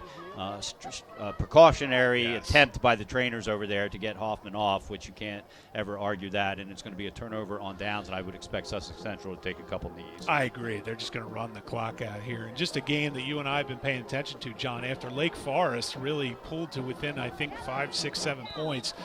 AI has scored 2 quick touchdowns. Chad Jones just threw his 3rd touchdown pass. They now lead 34-16 with 8 minutes left in the 4th quarter. And so Sussex Central with a 31-0 lead, 1:17 to play. They've got the ball in the Caravel 31-yard line, the 6th time that they have started a drive in Caravel territory. And Glandon, the backup quarterback who played the entire game last week because Barnes was injured, takes the snap and the knee. And barreling over the line of scrimmage there was Matthew McDowell, and the Sussex Central line didn't take kindly to that. No, they didn't. Sussex Central trying to be classy here and just run the ball out. Caravel, they've been pounded now 3 weeks in a row, really, especially last week and this week. There's some frustration building there, but we know Coach Reed is a classy guy. He's not going to let that go on too long. 40 seconds to go, and Glandon on 2nd down takes a knee. He'll have to take one more knee, and that'll put the cap on it here. Don't forget, coming up on the iHeartRadio postgame show presented by American Spirit Federal Credit Union, bringing you Kasasa Checking. Ask for free Kasasa Checking by name at American Spirit Federal Credit Union in Newark, Middletown, and Dover. Visit americanspirit.org. 18 seconds to play. I'm not sure Sussex Central is going to even have to get another snap off here. No, it looks like the referees may be letting them go. And just a sneak preview for our postgame show. I'm not sure the Crown Trophy Royal rules for Crown Trophy player of the game rules for players with the same DNA, but I'll just leave it at that. All righty, there's your teaser heading into the postgame show. Make sure you stay tuned. Your final score here from Bob Peoples Stadium, Sussex Central 31, Caravel nothing. We'll be back with our postgame show right after this on Fox Sports 1290 and 302 Sports. American Spirit Federal Credit Union brings you Kasasa. What's Kasasa? It's like never special event. We're here with the voice of experience to help you every step of the way for your complete satisfaction. Visit our new showroom in the Mill Creek Shopping Center, 4577 Kirkwood Highway. Unique image, you envision, we create.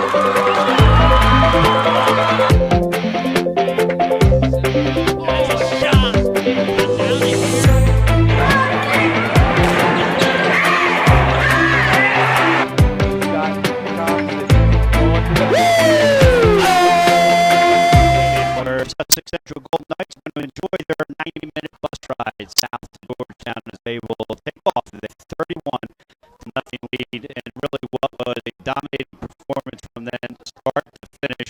They forced Caravel to punt 4 times in the first half. The one series that they didn't, they ended the half with an interception, and the second half didn't get a whole lot better. Sussex Central got on the board first when Isaiah Barnes sprinted 25 yards on a punt return that was partially blocked, and the center and Sam extra point put his team up 7-0 with 4:08 to play.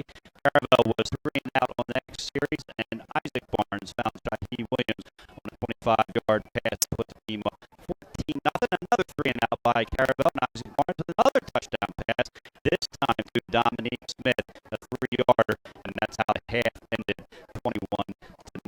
Another block punt to start the second half against Jacob Hoffman, who punting for the first time this season, and Sussex Central turned that quickly into a 30-yard field goal by Cameron Stan to put the Golden Knights up 24-0 with 8:20 to play. Caravel turned the ball over on downs on the 7th play of their next drive, and then a 12-play, 62-yard drive by Sussex Central was capped by a 1-yard run by Philip Stratton to put the Golden Knights up 31-0 with 11:56 to play, and that's where it would end. So I don't think anybody was surprised, Marty, including us, that Sussex Central won and won by as much as they did, but the fact that they did so on a punt return, a couple of field goal, and a couple of touchdown passes, that's not typically Sussex Central football. No, and you almost feel that part of it was in response to that opening game loss to Hodgson, where really all they did in the first half when they fell into such a big deficit was run. And this really felt like they maybe used this game a bit to open things up a little bit, show what else they can do, work on some things. You know, I asked the question in the first half, are we going to see the Sussex Central team that was bombed by Hodgson, or was it going to make us think that Sussex Central is just not that good, or that Hodgson is all that good? And you come out even more impressed with Hodgson after this game, because Sussex Central showed they can do a number of different things. Even when the offense stalled, which it did at times, defense has been so good. They have that secondary that just shuts you down. They don't allow any deep passes. They do a really nice job of holding the blocks at the line of scrimmage and allowing the linebackers to get through, to get the running backs. They cut down on all the angles. They do a good job of sealing off the end, not letting backs get around the end. So, you know, I was really impressed with their defense. I was impressed that Isaac Barnes, his first game back from the injury, and he only missed 1. But he came out and looked pretty good. I mean, he had some throws that were just kind of, you know, like out there a little bit, so the old wounded duck throws. But he did show more confidence throwing the ball than I've seen him do on tape. They still have a running game. Again, that defense is what's going to carry them. For Caravel, it's a drawing board season. I think that became crystal clear tonight. They got bombed by Caravel or St. Mark's last week. Again, beaten down pretty good by Sussex Central. There's some positives. They played whistle to whistle, beginning to end. We saw Ethan Potter did some nice things offensively. Jacob Hoffman, he's a good quarterback, but he just had no time to do anything tonight. So it'll be interesting to see how this team performs once they start playing more than these two teams. So that's going to be next week as they're going to head down to Felton to take on Lake Forest. So it'll be a battle of two teams not in the Division II top ends, at least this week. For Sussex Central, they're currently ranked number 6 in Brad Meyer's News Journal. They're going to play number 5, or at least as it stands, number 5, Dover High School in a big Henlopen North matchup.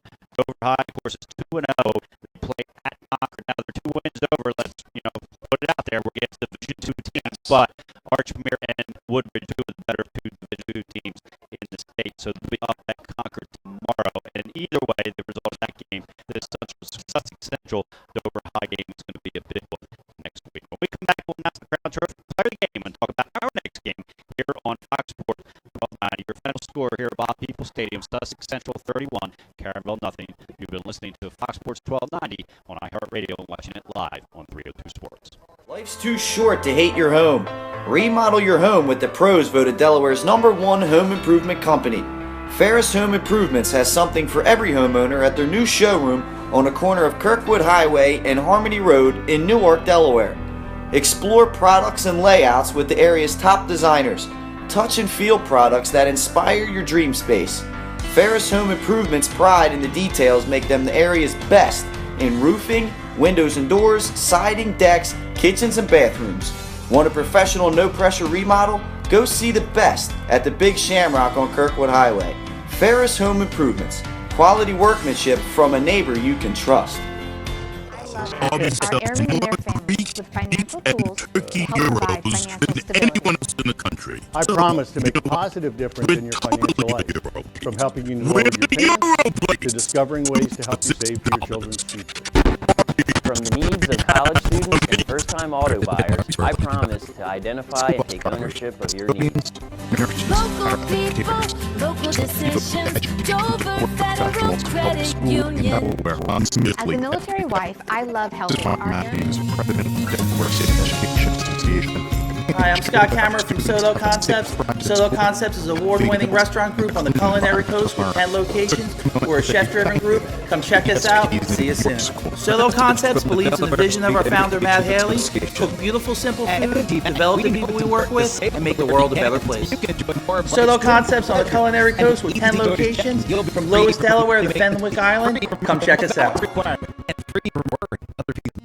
Welcome back to the American Spirit. Where you are in life, at every stage, we are here for you. For all of life's big moments. Sussex Central has pushed its record to 2-1 with a third win over Caravel Academy, which drops to 0-3 on the season. The time of the game, 2 hours and 6 minutes. Kind of a quick one with the amount of running that was done by both teams. It's now time to announce our Crown Trophy player of the game. Crown Trophy, People's Closet in Newark, is your one-stop shop for trophies, plaques, medals, and so much more. Crown Trophy, People's Closet is a proud supporter of the Fox Sports 1290 Game of the Week and home of the Delaware State Championship Trophy and Mini Trophy. Visit Crown Trophy in People's Plaza Newark or online at crowntrophy.com. Marty, the floor is yours. You know, good performances from Caravel. Ethan Potter did a nice job. They got a good performance from some of their young defensive players. Talib Wright was one of them. But for me, Sussex Central just dominated from start to finish. And the battle for Crown Trophy player of the game came down to not just one household, but one set of DNA, John. It came down to Isaac and Isaiah Barnes, the Sussex Central twins. Isaac did a nice job. He came back from injury last week, 2 touchdown passes. He did a nice job running the offense. But for me, the guy who made the difference was Isaiah Barnes. He recorded his team-leading third interception. He returned one of those block punts, 24 yards for a touchdown, which really got the ball rolling. No pun intended for Sussex Central. Was involved in all 3 of their block punts. He was the one who got in there at the end after they were blocked. But for my money, he did a really nice job. He came into the game as the team's leading tackler with 25. He only added to that again a team-leading third interception, punt return DP. For all those reasons, Isaiah Barnes is our Crown Trophy player of the game. Congratulations to Isaiah Barnes. He will get 2 plaques, one for the Barnes household. My guess is it's not the first time they've received a plaque or trophy of some sort, and one for the showcase down at Sussex Central. Next Friday night, we head to Baynard Stadium in Wilmington as the St. Elizabeth Vikings host Delaware Military Academy in the game that matches up 2 teams that call Baynard Stadium home. With both teams off to a good start, this could be one of those games that either team could look back on as being the win that made the difference for them getting into the postseason, or the loss that kept them out. Should be a good one. We'll be on the air with our pregame show at 6:30, followed by kickoff at 7. That's going to do it for tonight. A big thanks to our producer back in the studio, Ronnie Vickers, and of course to the crew here on 302 Sports. For Marty Sheehan, I'm John Busby. This has been Fox Sports 1290 High School Football Game of the Week on iHeartRadio, presented by the U.S. Air Force, and you've been watching it live on 302 Sports. Once again, the final score, Sussex Central 31, Caravel Academy 0. Thanks for tuning in, and until next time,